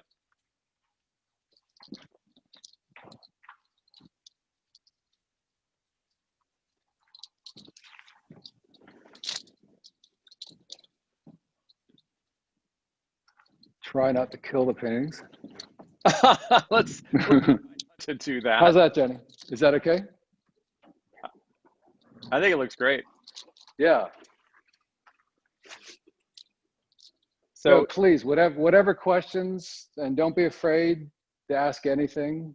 No question is too smart or too stupid. Yeah. So there was. And now I can see you. I think I had the screen on. Okay. Well, and if it's just probably the whole grid or what, I don't know what you see, but that's okay. The writing on the back. Have you always written on the back of the paintings? Yes. Let's one. Can we shoot here, Jenny, or are you on something else? I want to show you Go ahead. Yeah, I want to show you the back of one. I'm sorry I didn't do that. Let me do that really quickly. Okay. Can we shoot the back of this? Is it on? Yeah, you're still on the mobile. Oh, good. Yeah. Actually, I get to show off the quality of the paintings too. Oh my God. No, I use these wonderful aluminum stretchers that I've been using probably for about the last 12, 13 years. And every painting that I have prior to this, I really want to restretch. And I have restretched a bunch of them on this. They're great. They never warp. They're just the Cadillac of painter stretchers. Yeah. But this is how I catalog each piece with my name, the title, the year, the medium, the size, and then I'll sign it once again, because I usually don't sign it on the front on the canvases. Okay. I only sign the paper on the front. So I'll sign the back normally. But even on the smaller ones, do you write on the back, just out of curiosity? Yes, okay. They're all cataloged. Yeah. So the answer to that those questions were yes. So I've done my job. Yeah. Oh, and something this is very interesting too. Because the weight of all the painting that I'm pouring on these paintings, the canvas has to be as tight as wood, and you can see there's just very little give to it. So what my people that make my stretchers do is they actually stretch vinyl first, because vinyl can be stretched much tighter. So they stretch the vinyl over the aluminum stretchers really tight like wood, and then they put the canvas on top and gesso and finish it off. Wow. And so you get a product that's like wood. And this has been poured on and pushed on, and it's still just as tight as a drum. Yeah, that's quite a construction, as well as obviously the work on the other side. So thank you for sharing that. Yeah, no, I'm so glad you asked me. This has got to be the best thing that I've come across in my career is this structure. They're just really just perfect. Yeah, once they go on the wall, they're not coming down. That's for sure. Yeah, great. Monet would be very jealous. Yeah, I think so. Of both sides, I think. Yes. Okay, back to my chair. Yes.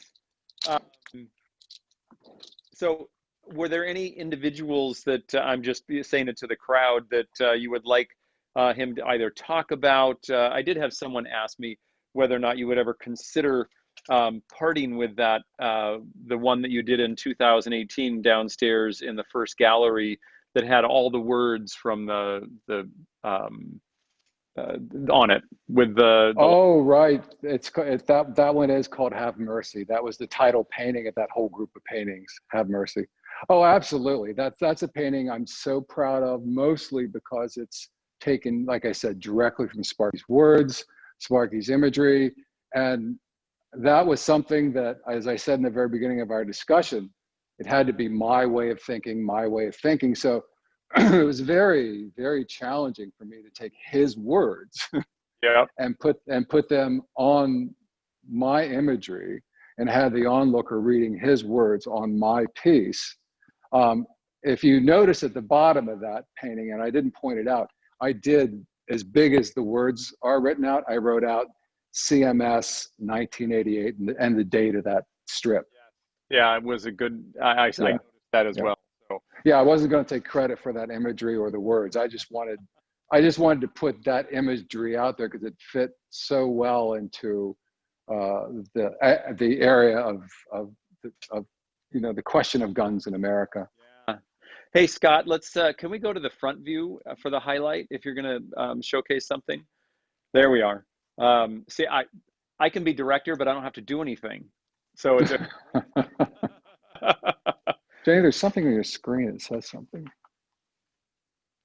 I think we're okay. It's coming over here clearly. It may, okay. I know what it said. It said that you're now spotlighted. So take that as a compliment, Tom. And okay, yeah. Yeah, now it's gone.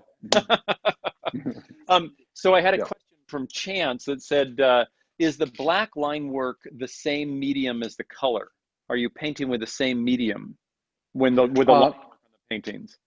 Yes, I am. And it's a great question because the black, and this is something Jenny, who's, we've been together for 24, 25 years, Jenny. So Jenny's gotten to know the black line of my paintings probably better than anybody. And because every single painting, there are a few exceptions, very few, have the black line, and it's the very first thing that happens. If you were in the studio, there are some points where you would see nothing but black and white paintings, which means they're going to go to color. Most of them are going to go to color. I normally actually leave one or two black and white pieces, black and white. I haven't yet with this series. But as I said, I've got so many more inventories in my mind of work that I still want to do in this Coconut Radio series, that there's liable to be a black and white piece. But the answer to the question in particular, so I use the archival white glue and the archival white varnish, acrylic varnish, to mix with black. And if you look in some of the paintings, if you ever have a chance to compare a bunch of them to each other, you'll notice that some of the blacks are almost as light as a gray and some of them are pitch black. And it depends on how much of that medium I'm mixing in that black. But the most important point above all is that this medium that I mix with the black makes the black line very fluid. It's not like you would dip your brush in a tube of black paint and you would get that dry brush line. This is like painting with liquid. Oh. And I like that because I work very quickly when I'm doing the black line. I wanted to do, and I started this from the very beginning because Sparky really took time. He would make his black line, dip it in ink and move down. And I mean, he could do a drawing of Snoopy in an hour, which would take me 4 hours, but he spent a lot of time on these drawings, and I wanted mine to be the opposite. I wanted these black lines to happen very rapidly and very emotionally. So many of the black lines in the paintings you'll see have a very emotional quality to them. Lots of wiggles and lots of turns and curlicues and ovals of, I call them living marks, because they look like marks that are alive, that they're swirling around, almost like a mosquito would move around, and made the line work. So all the black line is made with that same medium. It's interesting that that solution has, I've now been using it now for so long that I can make sculptural paint out of it. I can make very thin paint. I can make paint that looks like water. I can make paint that looks like it has texture, all on how much of, whether I use more glue or more varnish. It's a one mixture, but mixes thousands of different ways. I've never come across anything like it, which is why I've stuck with it. So at what point in the process do the characters go in the black and the characters go in versus all the color? The characters are always black line.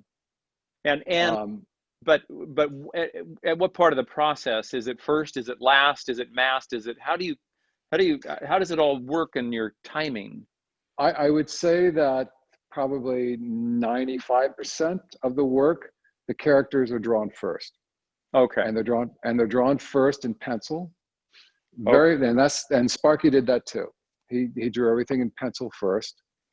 Although he was very clever about his. He would draw in the balloon with the words, and you might know this from Chuck's talks. He would draw the words in the balloons first, and then the characters second, because he could always compromise the shape of the character or how small or large the character is, but he couldn't like shorten the sentence in the balloon. So the balloon words were always done first, then the characters. But it was all done in pencil first. And I do all these drawings in pencil first, and then I go in with a very, very light black, which is gray, with the solution. I use almost all solution and just a touch of black first, and I create kind of a gray wash. And that makes the black that I put on go into that gray wash, and it stays really fluid. So I can just push that black through that gray wash, just like someone driving through the snow, just sliding through it, nice and smooth. Does it take longer for the black line to dry than the color because it's much thinner? No.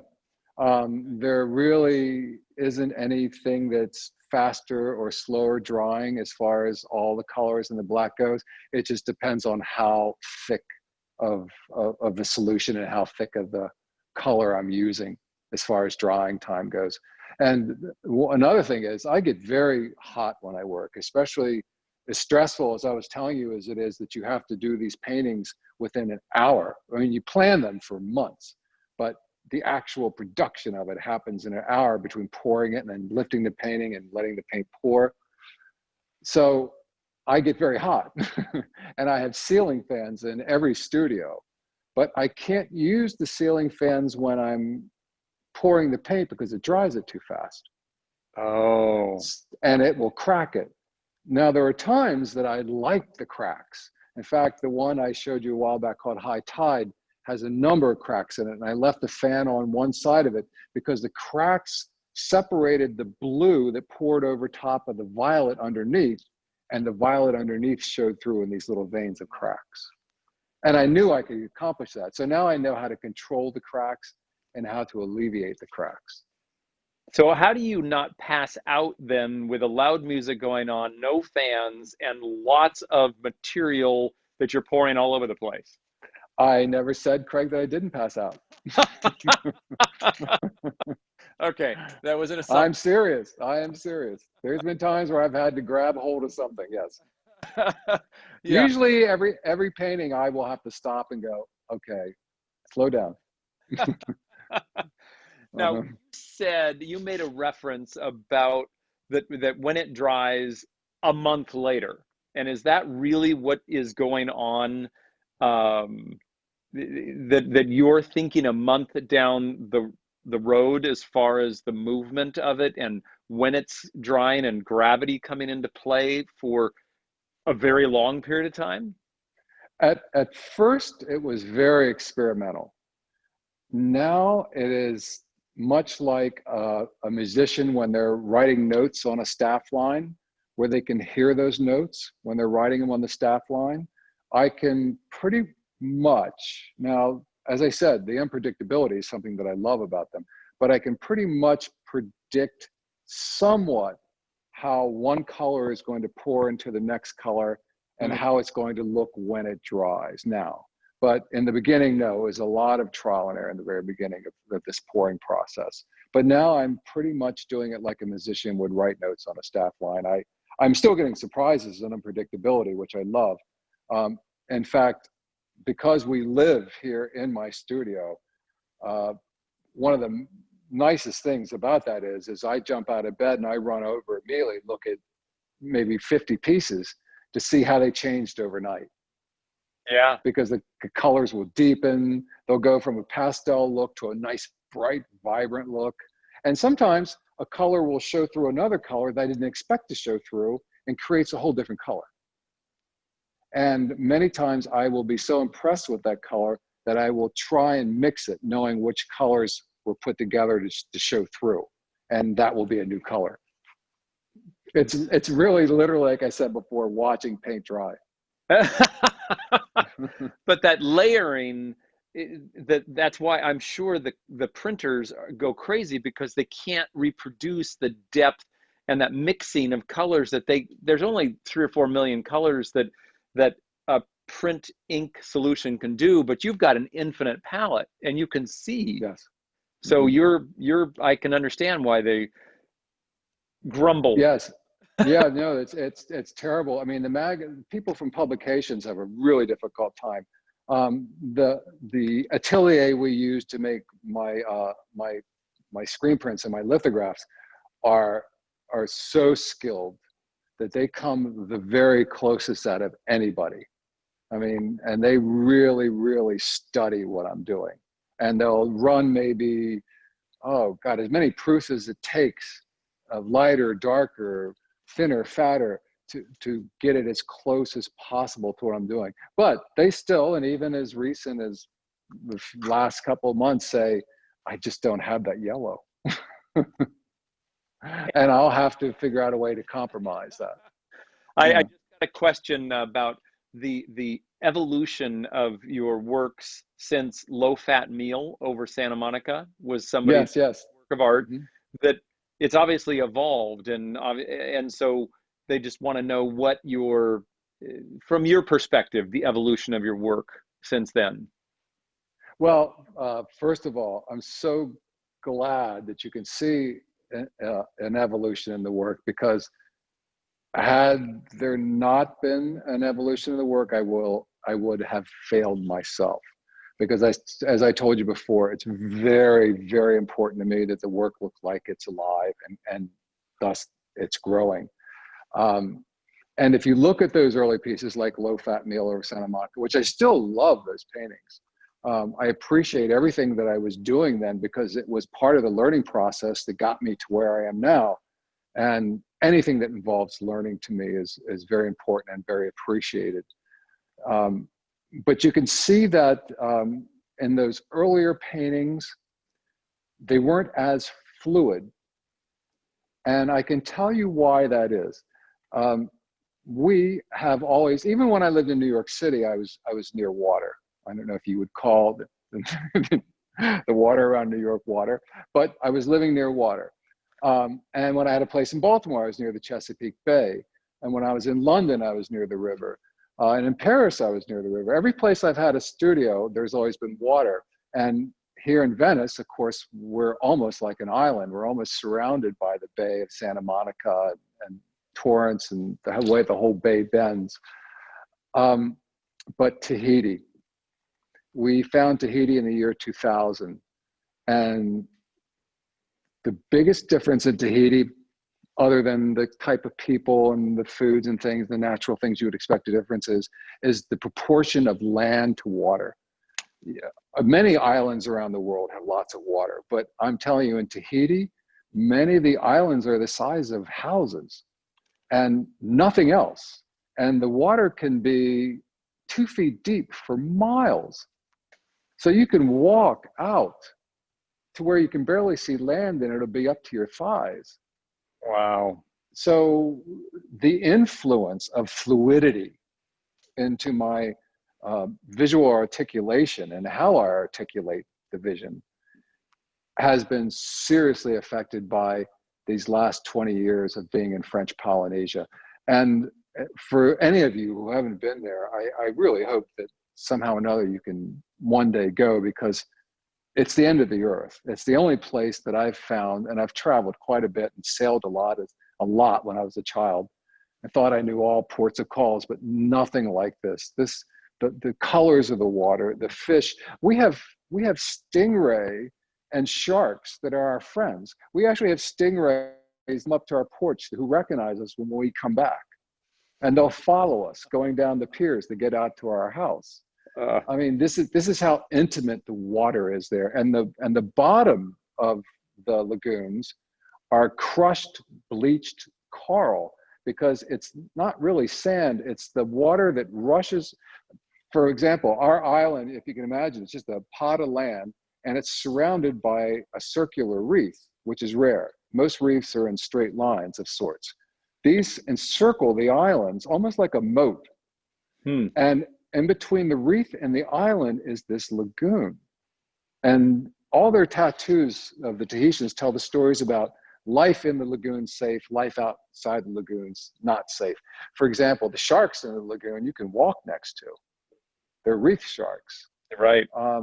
But you go outside of the reef and you're not walking with sharks. Yeah. And so there is this intimacy there with water that I've never, as much as I love water, I've never had this intimate relationship with water. Jenny's the same way, of any other place in the world.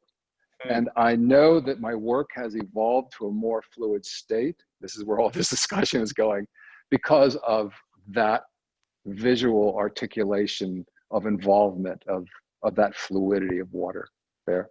We're seeing some images flow through with the some of the photos that you had, and the colors are amazing, and I can see it completely inspiring. I did have a request that if you could maybe show, one of them has already been claimed by somebody, but 2:14 p.m.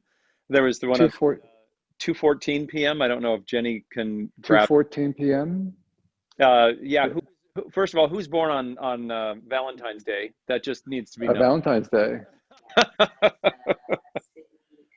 Oh, right. It's two people. We have two Valentine's Day babies. Okay. Yeah.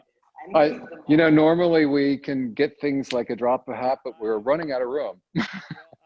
So things are in corners that we didn't expect to use. Jenny's looking right now. 3 that were asked for: 2:14 p.m., 11:23 p.m., and 7:11 p.m. So, and if you can't find any of those, I would just go for anything that ends in p.m. Can you hear them, Jenny? Okay, so she's gathering them. She knows where they are more than I do. Okay. To be honest with you. I love that we are sort of on a journey with her as well, because we're, one of the camera shots is, I love this one. We're now walking with, we're talking to you and walking with her. So this is 11:23. Oh, okay. Yeah. Which was taken from the Bow Down in the Presence of Greatness work that was downstairs. And it's interesting, the girl that this is named after is an art critic here in Los Angeles. Oh, very well-known art critic friend. Nice. Well, it is it's got that piece to it again. I mean, that's just a brilliant. Yeah, I know. Absolutely. Believe me, I live vicariously through this work sometimes. I know. Because the one thing I'll say about this whole illness and epidemic that we're in, I know that all of us have our moments. I've noticed it. Sometimes we're fine, and then sometimes we break. And when I have those moments of break, I fall to this work. Well, and this is 2:14. Oh, there it is. Okay. Wow. And what was the last one? It was 7:11. 7:11.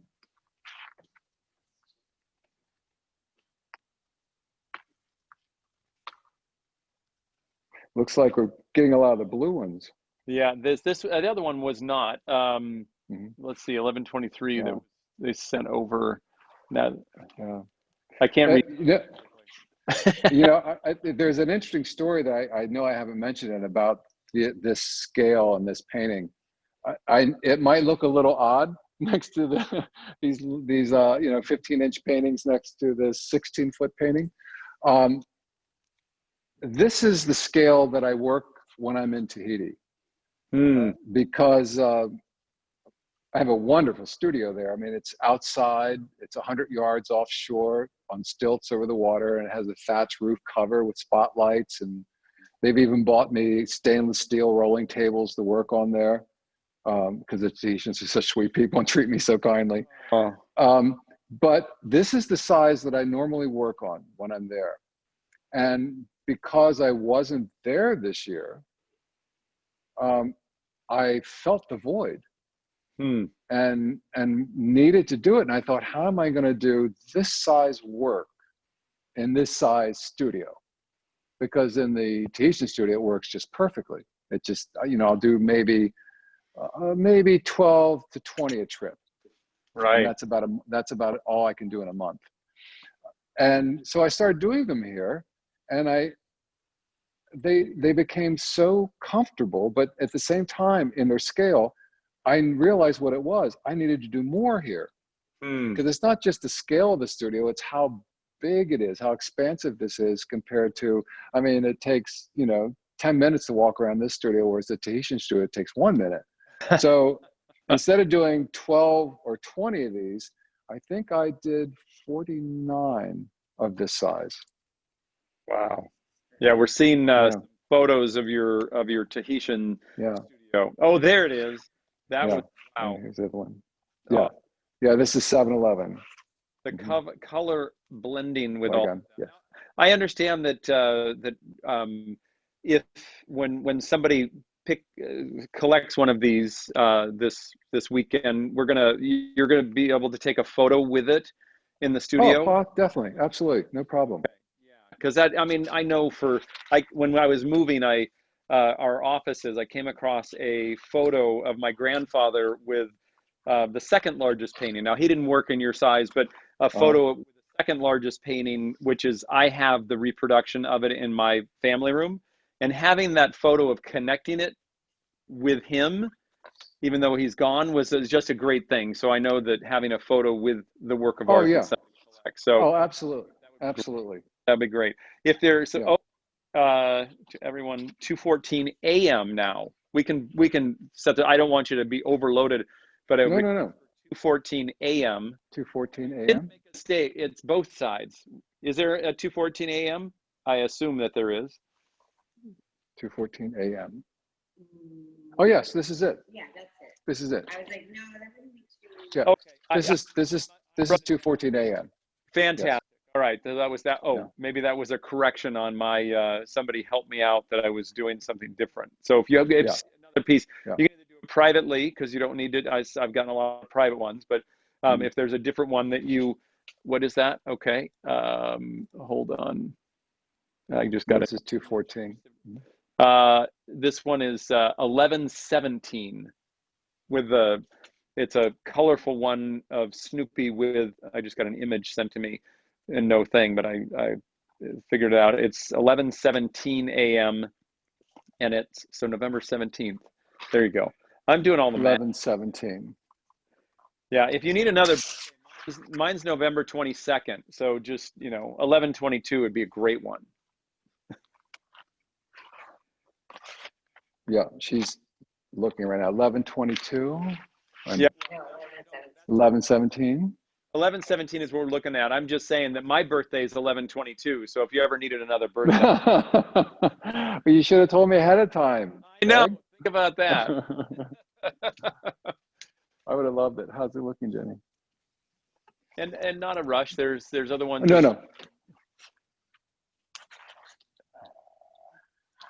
Oh, here we go. Oh, that was Antini's Keiko. Oh, it's Keiko, right? Yes. This is one of Jenny's favorites, actually, 11:17. It's one of her girls she likes a lot. Another art girl. I love that. That Mm-hmm. that just Yeah. that does make me happy. Wait, turn it. If you'll She's Hawaiian.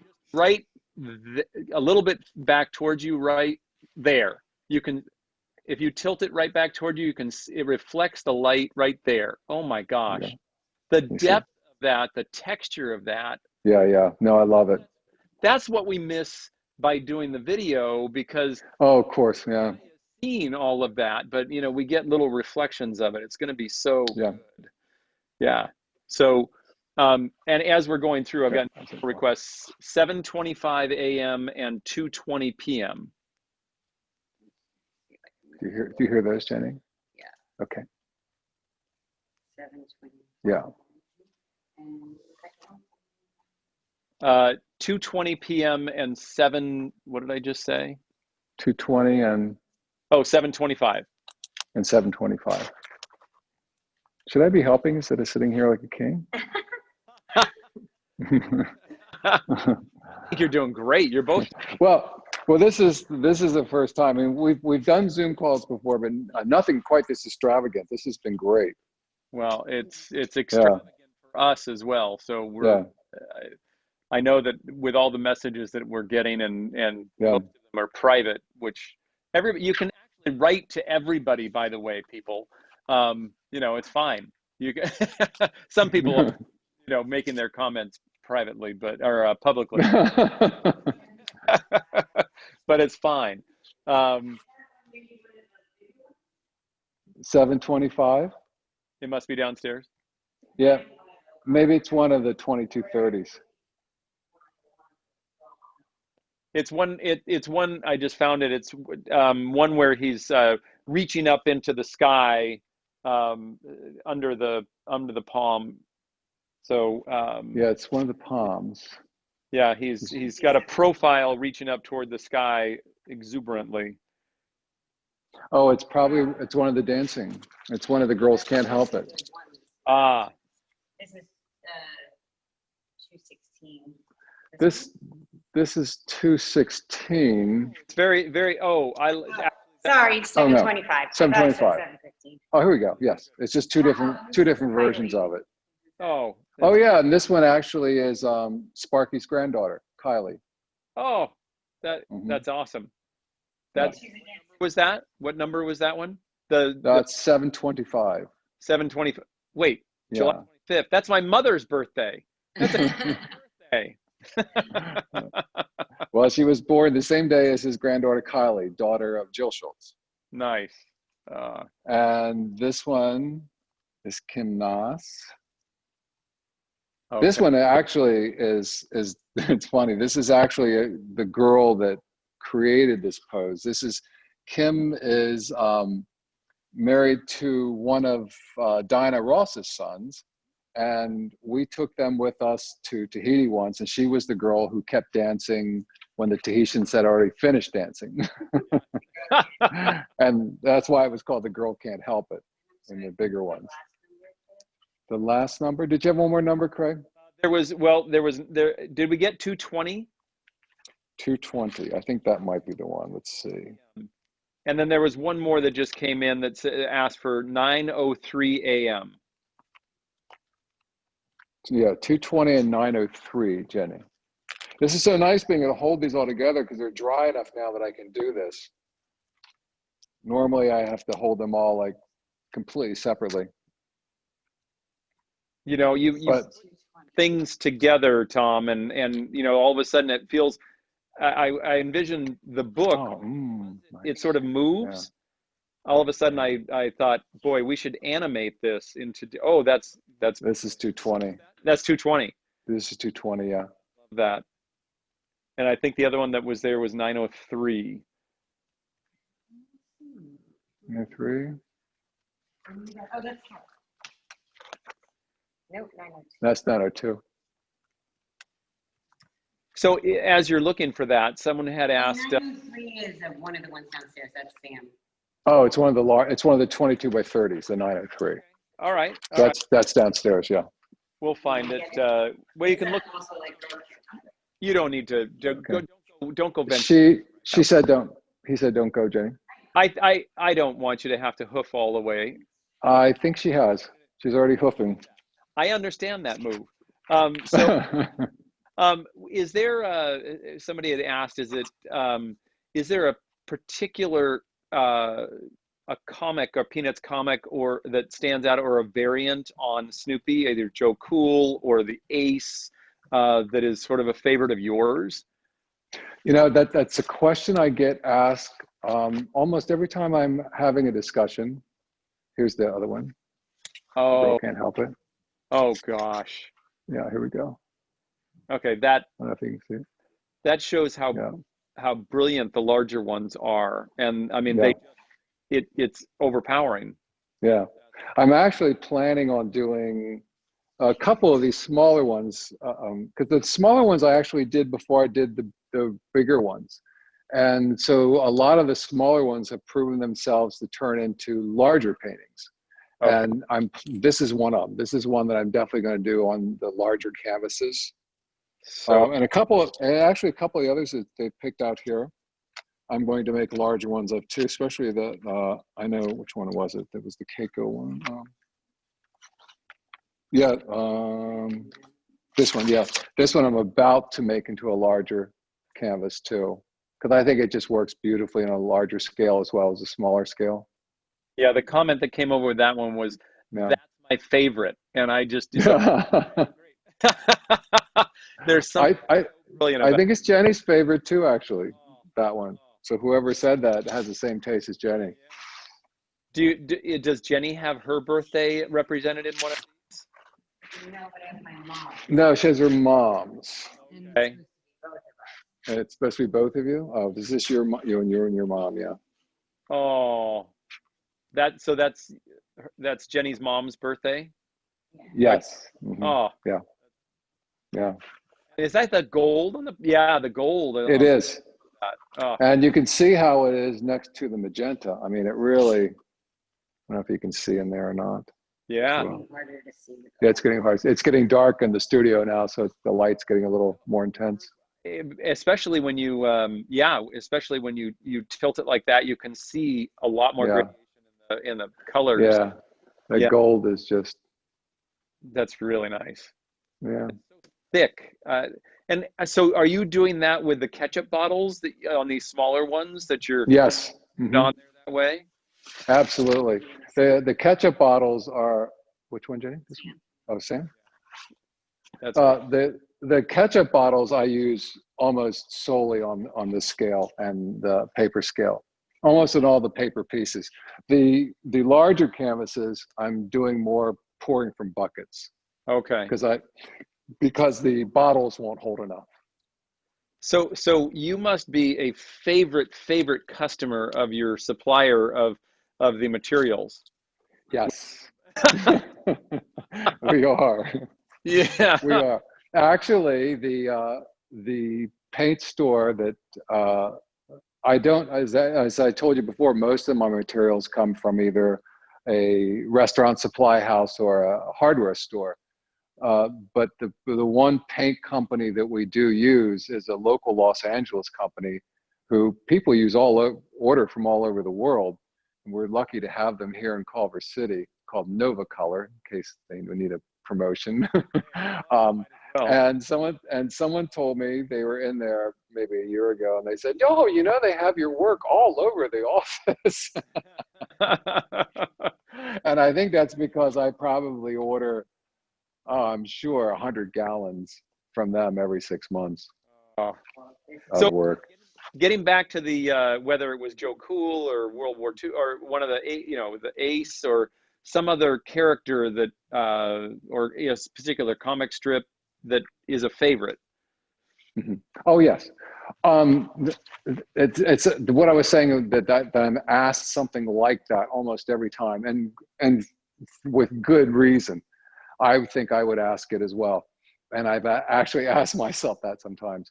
Um, I don't have a favorite character or even a favorite style of character, and this is a bit confusing, so I'm going to try and explain it as slowly as I can. because it is a little bit hard to understand, but it has a lot to do with what Sparky and I talked about in the very beginning, of how it had to be about the way I see the world and my feelings, and it had to spring from my insight versus copying what he did and copying his thinking. It's not the character, it's the way the character is drawn. I said early in this talk that when I met him, it was like a painter meeting a cartoonist, because it was his line, not his storyline, that caught my eye. So when I'm looking for a character to use in a painting, a lot of times, let's say it's a painting about Jenny. A lot of times it won't be a girl. It won't be Peppermint Patty or Lucy or any of this. It could be one of the guys. It could be Charlie Brown, or it could be Woodstock.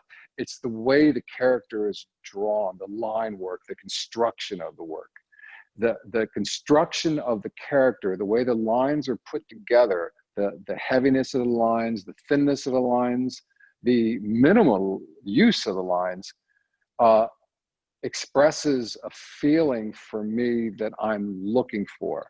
So if I'm looking through a pile of drawings, I'm never looking for a girl. Even if the painting is about a girl, I'm looking for a character that expresses through their line quality the feeling of that girl. And if you've noticed, I would say, I'm going to take a wild guess and say at least 75% of my work from the very beginning has been Sparky's character of Snoopy. And that is because Snoopy is the most versatilely drawn character in the whole strip. I mean, he's the one who has the most motion, the most exaggeration, the most dynamic angles to when he moves. A lot of the other characters are drawn very close to the same mood. But Snoopy has so many variables in the line work, from the ears to the nose. His nose, I love. One of my favorite part of painting the character of Snoopy is creating his nose. And I'm telling you, look at some of my works, and you'll see in the nose there is a universe of drawing in there. Wow. I love that captured little black dot that he just dares to put dead center in the face. The hardest character, while we're talking about characters, that Sparky said, now this isn't my opinion, the hardest character to draw is Woodstock. Really?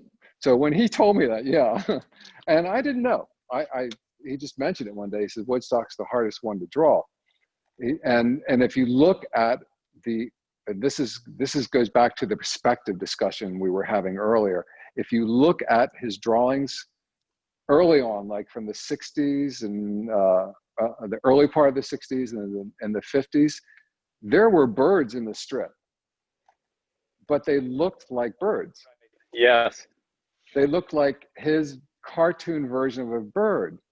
And then as he kept designing the Woodstock character and designing it, much like what I'm doing with my paints, every day I mix it a little differently, Finally, Woodstock worked the way he designed it. And the word he used, and it always confuses people, so I don't use it a lot, was that when he finally abstracted that form to that particular shape, it finally worked. And that's when he named it Woodstock.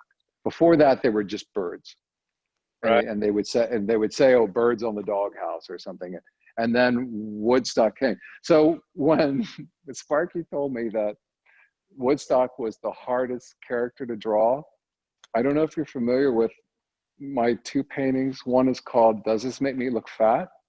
Yes. Yeah. And the other one is called what's the partner piece that doesn't make me look fat? Give the Dog a Bone. There are probably, and there are other paintings, but I'm just pulling out these two. I'm going to guess and say there's probably 2,000 Woodstocks and Does This Make Me Look Fat that make up his coat that Snoopy is wearing. And when I showed it to Sparky, I think Jetty showed it to Sparky first, and he said, Tom's nuts. Tom's gone nuts. He's lost his mind. That's what he said. He's lost his mind. How can he take the hardest character and do 2,000 of them for one piece? But there were other pieces. There was another piece called Rolling with My Homies, which was about the birds that I see when I'm out on the bike path here in Venice and how they move and how the bike path moves through the birds. And that was called, as I said, Rolling with My Homies. And that was probably about another 2,000 woodstocks in that painting too.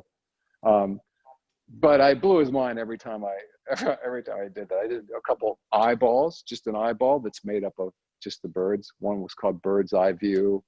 And there were a couple others that brows and trapeze, yeah.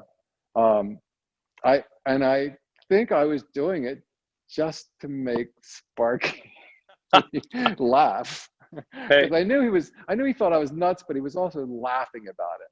And if I could make him laugh, there was something there. success. Hey, Scott, can you spotlight mine for a second? There it is. Can you see that, Tom? At all? Can you spotlight me again? Oh yes, I do see it. Yes, I see it. Uh-huh. Does it make me look fat? Yes. Yeah. So I see Now, so many. in that cover, there is a portrait of myself and a portrait of Jenny. Really? There's one Woodstock wearing round sunglasses, which I wear all the time. You'll be able to find them. And there's another Woodstock that's kind of in the head part, the headdress part, that's smiling, really big, and that's Jenny. Oh. Yeah. Yeah, it's your homework assignment. Find those two birds. That's a lot of Woodstock. It's a lot of Woodstock, that is. One of my favorite pieces, too, that I pulled that off. I have to say, I almost felt like I really came through that time when I did those pieces with all those birds. More because I knew I impressed Sparky more than anybody else, because when he was alive, there was no one I was trying to impress more with my work than him. Of course. I could see that in a heartbeat. Yeah. Someone did first they led with tears, and then they then said, can you at least show 222? 222. Oh, Jenny knows that. She knows which one. Oh, it's Turkey. Yeah, it's the reason that there were tears ahead of time is because they said they were too slow. Let's see. It's already gone. So oh, right. 222. Yeah, So here it is. Somebody already here it is. Claimed this. Oh, somebody already got this one? Oh, okay. Oh, that's why they said tears, because they already got it. But that is, and I understand why someone said that's got to be on my wall. And that is just, so the headdress in this with him holding, this was inspired by the folks in Tahiti? Inspired by the folks in Tahiti and inspired by the body of work that came before it. As I was mentioning in the lower studio, the hero work, the series called Heroes. Yeah. This was one of the drawings in Heroes, in the Tahitian Heroes. Yes. Yeah. Mm-hmm. So yeah, this was a lot about not just healing, but getting past healing. Like healing did it, took care of you. That's really what that one was about. It's funny, it was yesterday, wasn't it? We have a really lovely porch on Abbot Kinney on the second level that we can see down on the street. So we're, distantly safe, on the porch because we're high above everybody else. And we can sit out there and talk to people as they walk by. And I was having my cappuccino the other day in between working, and a really sweet couple came by with a dog. I think they were from Hollywood, and just screamed up hello. And I said hello back. And they said, we're fans of your work. We didn't know you lived there. We heard you lived in Tahiti. And they knew a lot about me. So it was really sweet. And I gave them the time of day because of that. And they said, we really love when you show the relationship between Charlie Brown and Snoopy. Now, this is one thing that I feel most successful with the body of work. As I told you, this isn't Charlie Brown and Snoopy, it's Jenny and myself, and amongst our Tahitian friends. But the onlooker doesn't get that from the immediate content. they get what they want from it. And it's something that I've tried to achieve for so long, to create a work that might mean something completely different than what the onlooker is getting out of it. It's funny, we were watching, I don't know if you've seen this documentary, it's really good. A little bit more interesting if you live in Los Angeles, a documentary on Epic that's called Laurel Canyon. There's 2 series of it that just came out, and it's about all the musicians that came out of Laurel Canyon. And I never knew that many musicians came out of Laurel. All the early ones in the 60s, like the Byrds and the Mamas and Papas. And Stephen Stills from Crosby, Stills, Nash and Young was talking, and he said he was on Hollywood Boulevard, and all the kids were getting hit over the head by the police because they wouldn't leave the nightclubs, basically, was what's happening. And so he wrote the song, Stop, Look, What's That Sign? Everybody look what's going down. And he found out that within a few weeks, no one else in the country knew about what was going on the Sunset Strip. And these kids, they thought it was about the Vietnam War and civil rights and everybody that was in the streets protesting. And Stephen, and I think it was Graham Nash, who said that was the beauty in some of our songs, is that we would write these things about our personal experiences, but somebody else got a personal experience out of it as well. And that's what I've been trying to achieve. It was funny, I'm not trying to copy what they said, but for years, that's what I've been going after. You know, giving my own personal experience of living and letting someone else insert their own personal experience of living into that imagery. And I think that that is the best part, is that what you said meant so much to me, because it was that we each bring a piece of ourselves to your work, and we get to connect through your work together. And so Chuck talked about that with his cartoons, in that you know, you don't put a work of art like this on your wall, and he said the same thing about his, unless you understand the character and the artist. He goes, you know, these characters, like your work, is like putting your brother or your aunt or your cousin on the wall and saying, this is a good friend. This is part of my family that I get to see every day. And that, and what you said about family really resonated, that each one of these works and the characters, and then you tying in with Charles, with Sparky, it really is that family connection all the way through. And that to me is why I have, you know, your work in my house. It's why I have Chuck's work in my house. Well, he is family, like blood, but still, you know, it is that connection that makes me feel like we're somehow brethren in some way, and you and I are. And so it's a great way for me to look at everything on the wall. And now I got to go find this work of art somewhere, because this is, I gotta find that and put it on my wall. But I did have another request for 814, if that was. Oh yes, this one. When we get there, 814. Yes. Oh, this is 814. This is the gold and pink one. Okay, all right. Maybe it came in late. So that is great. Someone just said, "Oh yeah, the light. I think it's gone," which is why I think maybe they said, "Can we see that again?" Because I think it was selected. So that was perfect. Oh, okay. So is this the two of you? I mean, that's the one with your mother-in-law, right? Yes, it is, and it is supposed to be Jenny and I. And once again, Jenny, because of the flower and the dog hair, and the dog's hair is represented by Snoopy, and I'm the little Woodstock bird, even though we're just the opposite size of that. But I'm usually the one. Jenny's usually the one fast and comfortable asleep, and I just kind of snuggle into place when the suns are. Here's another one that's similar in different colors. And that's why it was called Laid Back. And the reason I really called these Laid Back is because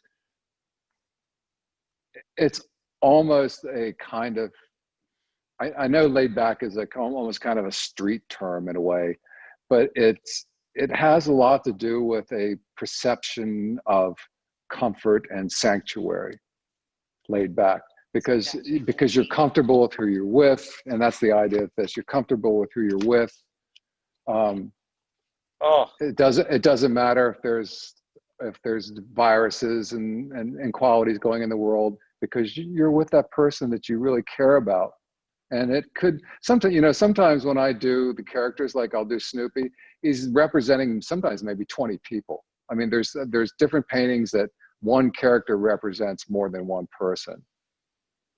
And and it's something you were saying earlier too about how you felt, Craig, with that up on your wall. And this is something that I always think is important to say, because I am so fortunate, and believe me, it's been 40 years now since I first met Sparky. I still, to this very moment, feel so fortunate that he gave me the time, the insight, and the education that he did, that allowed me to be able to create these characters and even these palms authentically like he did. So the feelings that, and I don't mean to say now that I'm copying him, but the feelings that he could produce in his strip that made his strip so universal in so many countries. I mean, I know, because I've had such a history with Peanuts now, there are countries where they translate it, but there are countries that they don't translate it at all. They just show the imagery, and the imagery is enough. That's very typical in Japan. They don't really need the words, even if they're translated in Japanese. It's the imagery that speaks to them. And because I was fortunate enough to study under him like that, and be, a rare individual to be able to do that, I can replicate that and that authenticity. It's one of the things that I see missing. There's so much new, and I'm sure you've seen it, there's so much new Peanuts art now since Sparky's passed on. I mean, when he was alive, it was just me, because that was his intent. But after he passed on, many people around the world were starting to look at his strip to make art from, which, believe me, I was thrilled about. I mean, I had so many people come to me and say, aren't you concerned that you're going to be sold, pushed aside for this person? And no, not in the slightest. I have been begging people since the day I walked into his studio in 1980, and that August day, when I went back to New York and told my graffiti artist friends about my meeting with him and the line that he was teaching me, and the feeling from line that he was teaching me. They were so envious, and they just, at the same time, their envy turned into like fascination, like, wow, the things you can learn from this person. And that's the one thing that I feel so badly about all the new Peanuts art that's coming out, whether it's paintings or drawings or marketing things. They didn't have that opportunity to work with him, much less ever even meet him. So they didn't have that opportunity to be able to be so authentic. And I'm not bragging at this point. I'm saying that having that skill and having that ability to be authentic to what he did, wow. I mean, I don't think I've been given many things in life that I can compare to that. And I think you touched upon it. I didn't hear boasting in there. It was gratitude that I heard. It's absolutely gratitude. Yeah, absolutely. And so, yeah. So that's why I get so excited, because, as I said, for 20 years that he was alive when I knew him, I was constantly, every artist I'd go in front of, I'd go, you got to look closer at this guy's work. And most of them are like, he's a cartoonist. And I would say more than half wrote it off and just said, oh, Tom's full of it. He drank the Kool-Aid. What's wrong with him? And I would say, no, look carefully. Look at how he has minimalized emotion into a few lines. Show me a painter that has minimalized emotion into one or two lines. There are a few, but you really have to search for them. Really, even these palms. You might have the drawing on hand there they gave you. He rarely drew a palm tree in his strip, but the ones that he did do, I found, and there's maybe one or two of them, And one of them, Snoopy is driving a limousine, and Woodstock's in the back of the limousine, and over top of them in a kind of awning shape is this palm tree and these fronds. And every frond that you see in these paintings is taken from that strip. Oh yeah, I see you have it up. That's it. Oh, that's Yes, that's it. If you look at those fronds, you can see them. I mean, I've reconstructed them somewhat here and there. And sometimes I use the palm tree and sometimes I don't. Like this one has no palm tree, and some of the others do have palm trees in them. But yeah, here's one with the palm tree. There's one that's very close. That it's a opposite angle of it, but you can see that I really try to take a starting point from him, and then I start reconstructing and renovating and using strategies to make it work in a different direction for me and my feelings. But it shows, and I have to acknowledge what you just said, that lineage and him, and you listen to him to put yourself into all of this. And yes. there was a question here that came up. I know you've got the 3 works of art downstairs that you said, don't even look at this wall, don't. Yes. So those are yours and yours. Yes. Would you say that those are quote unquote your favorite works of art? And if out of the body, because you've kept them and they're the ones that you won't part with, would you call those favorites? Yes. Okay. And then how about works of art by other artists that would be favorites? Can you? Yes, I'm very prejudiced to a lot of the artists that I kind of came up with in New York, like Keith Haring and Jean Basquiat, and a number of those people, other names that you probably wouldn't recognize. Very prejudiced because of long friendships and things. But there's other things that affect my work, like the abstract expressionists, like Franz Klein and de Kooning, Joan Mitchell. All those people, the marks in those paintings, and I mean the artist hand marks, are very relative to the artist hand marks of Schultz. If you look at them carefully, you can look at if you know Joan Mitchell's work, you can see the way she moves her paintbrush. You can find some of those marks, and Sparky's not copying her, but you can see he has some of those same fine artist marks in his work. That's why I truly, don't accept when people say that he wasn't an artist. And I'm talking about people that are close to him. So no, he's a cartoonist, I'm sorry, I have more authority on this subject to tell that he was definitely an artist. Well, it shows, and I think that it shows the combination of his art and your art together every time that we see something. And we have taken a lot of time. I was kind of looking over and kind of going, oh wow. And I'm notorious for this, so I'll apologize as my personal infliction of not staying on time. But I just enjoyed myself so much during our time together, even though it's virtual. Oh, us as well. Like I'm just hanging out in your studio, and it's been an absolute treat for all of us. And I'm going to, for just one moment, if you want to say something before we say our goodbyes. No, I just want to make sure that we have everybody's questions answered. I don't feel like I answered everybody, did I? Did everybody get the ones that they either wanted to see or any question at all in general? Any. We'll give it just another second. That's so kind of you. You remind me of Chuck in that way, in that we went to shows together. I got to travel with him in the last decade of his life. So I went to a number of shows in the 90s with him, and there were usually, it was a 2-hour time period. And he said, if they're going to wait outside to meet me, I'll be here until the last one comes in.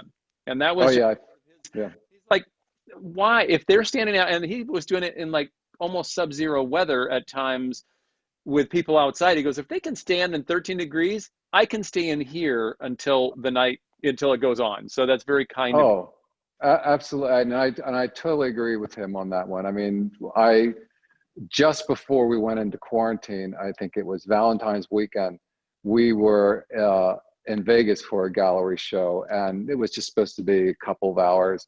I think I shook hands for 8 hours straight, I think, and maybe just under 1,000 people. And it was the same thing. If they're waiting outside, that touches me. I would not want to let go of that. And I'm so sorry I never got to meet Chuck. I feel like I knew him because I was very good friends with Bill Melendez. Yeah. Who, if anybody doesn't know who he is, he was the head animator for all the Peanuts specials. And just a fiery Latino, beautiful man. I mean, when I would tell him I'd have a problem, he would say, you just go into their office and you just let them have it. And he had a big, giant gray mustache, but he talked about Chuck a lot to me. He worked with Chuck for a while, and he seemed very, and Chuck loved him. I mean, really, and loved Sparky. I mean, just the brilliance of that. And he also said that he couldn't understand how Sparky could do what he did, because Chuck did a comic strip for 2 years, Crawford. And the hardest damn thing he's ever done was that comic strip, because it was every day sitting in front of him what to do today. So yeah, it's a gift. But you did know Chuck through his work, just like people who never met Sparky know Sparky through his work. And fortunately, we get to be here with you. I can't believe they're all gone. It's the curse of youth. I know, that's great. There was question that just came in. Hold on just a second. Jenny, you should come over though. Yeah, come say hello, Jenny. No one. Because we're getting close to goodbyes. Yeah, and can you see in here? Can you get down? Hi, Jenny. How are you? Hello, everyone. For anyone who didn't know, this was the magic person behind the camera today. Hey, well done. Well done. Yes. Here, I can hear all the applause. There was lots, that's for sure. So, wait, who just said that? Why do you only wear white and black in the studio? I haven't worn black completely since the East Coast. But I can, and I will tell you why I wore white all the time here. We've talked about color a lot today, and in order to work with this color in such a radical way, in a way that turns off be honest with you, it turns off some art people because it's too pretty for them.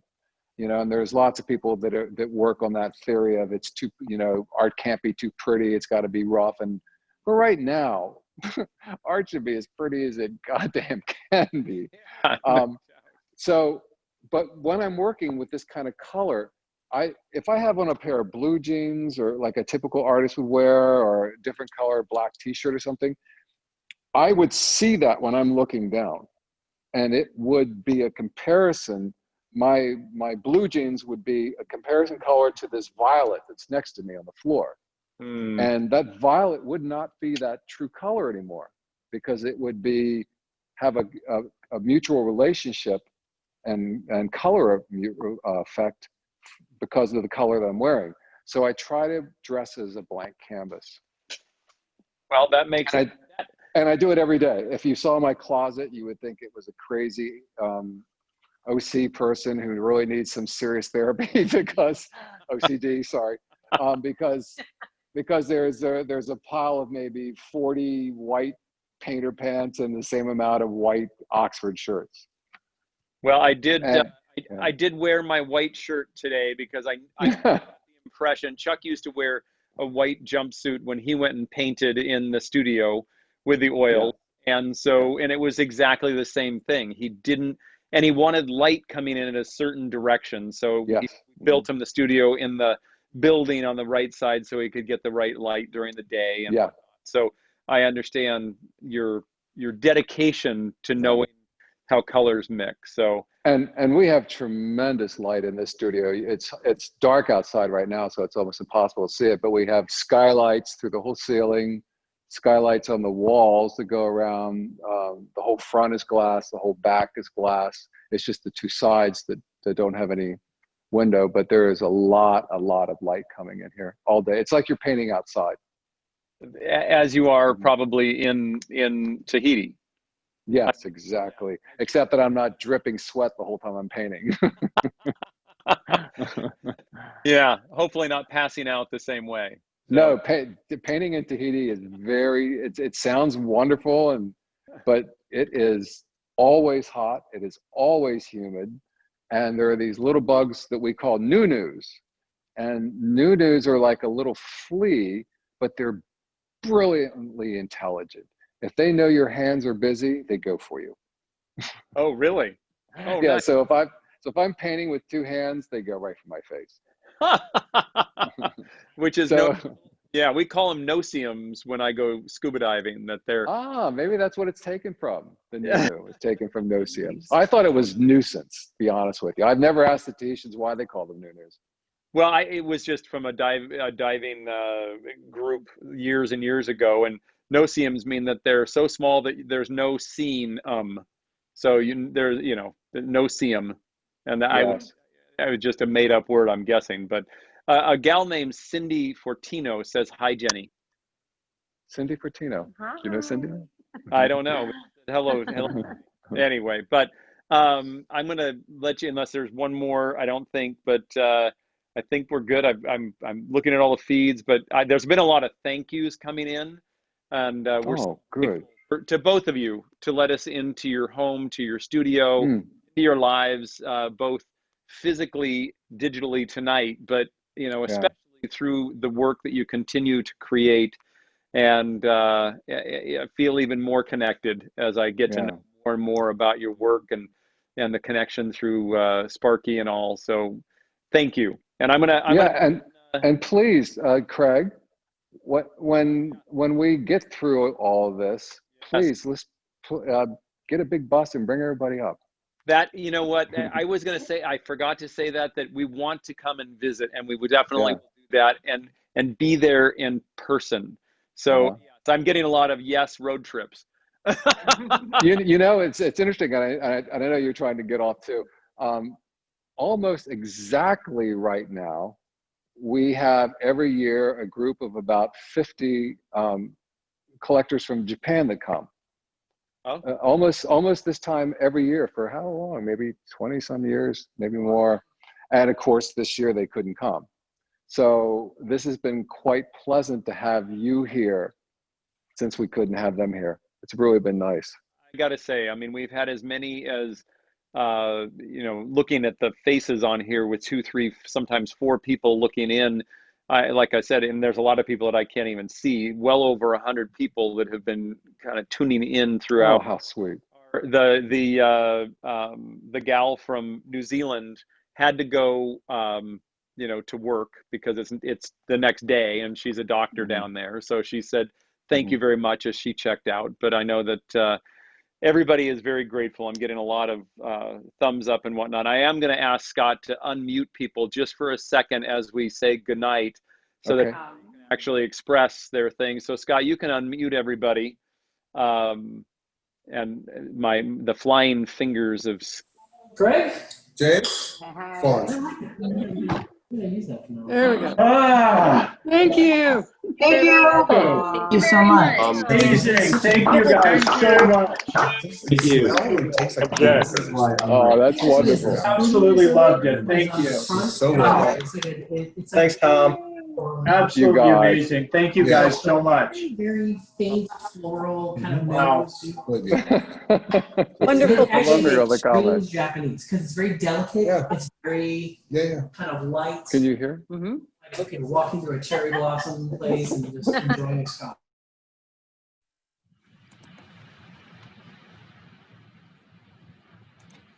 All right, I'm back as everybody said goodbye. And Oh, that was wonderful. Secretary this week, and I totally forgot. I gotta tell her she's gonna be out of a job pretty soon. they're muted. It's not funny that she retired, and we kept her on for like Thank you, guys. years, and now legal's like tired of this. So like this liability sitting out here, we have the Awesome, guys. Thank you. Thanks. Thank you, guys. When do we say, do we officially say bye? I think we do. All right. Thank Okay. Bye. Craig, Craig, thank you so much, my friend. Thank you so much. Love you guys. Bye-bye. Okay. Great job Mwah. out there, everybody. Thanks, you guys. Thanks.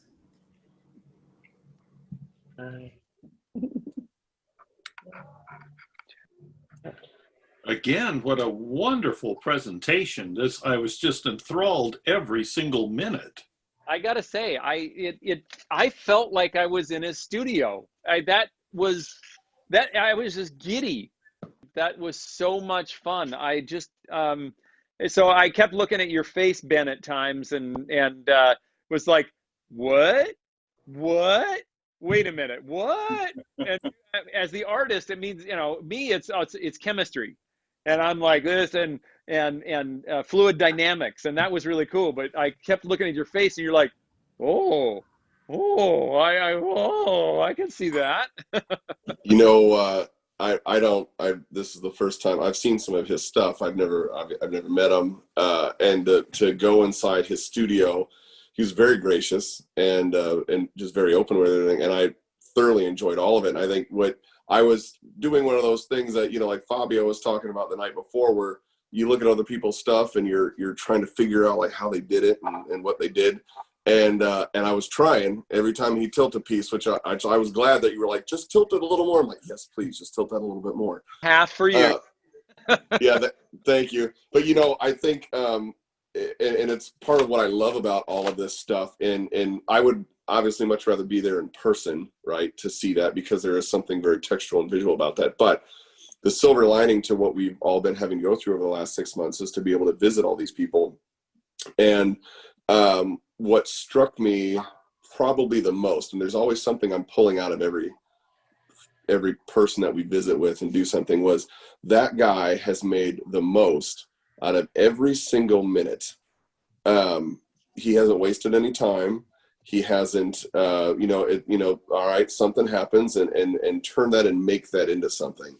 And to do 2 years worth of work in 6 months, you know, and to have him even start from the beginning where, you know, his cancer diagnosis and you're going to die and, you know, sorry. And then to have that purpose come through and to show how, you know, decades later, as this has come to fruition, that whole span of time, he hasn't wasted any minute. So I loved it. I was thoroughly inspired by the whole thing. Man, there was some that when he opened up on the shot, and kudos to him, because way to stage that Bora Bora painting. Oh yeah. What? Just what? Insane. I told Stephanie, I'm like, you know, like the kids, I'm like, get over here.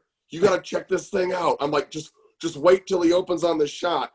And I could have stared at that painting for hours and just dissected the whole thing. There was so much to drink in on it. Oh yeah, and when we walked down, that was the first time I'd been downstairs, even virtually. Yeah. And so it was fun to see it, and then beforehand with them, kind of setting up and chatting with him as he's walking around and doing sound checks and stuff. It was one of those things like, okay, this is, I can feel it already. This is going to be good. It's kind of like that line from Pretty Woman. It's like, if I forget to tell you, I had a good time, you know. Yeah, yes. I want to say to them, I'm like, hey, if I forget to tell you, I had a great time doing this tonight. Yes. You know, I had my daughter was sitting next to me as he would mention things, and she would like start to Google that person's name and be like, all right, well what about this? And she goes, Dad, look at this, and look at this picture over here. And I like this. And so she looked up Everhart online, and she's starting to look at some of his other stuff too. And, well, Dad, I like this piece. So I'm like, that's kind of awesome, isn't it? Isn't that the truth? Yes. It was very fun to be in the room with him.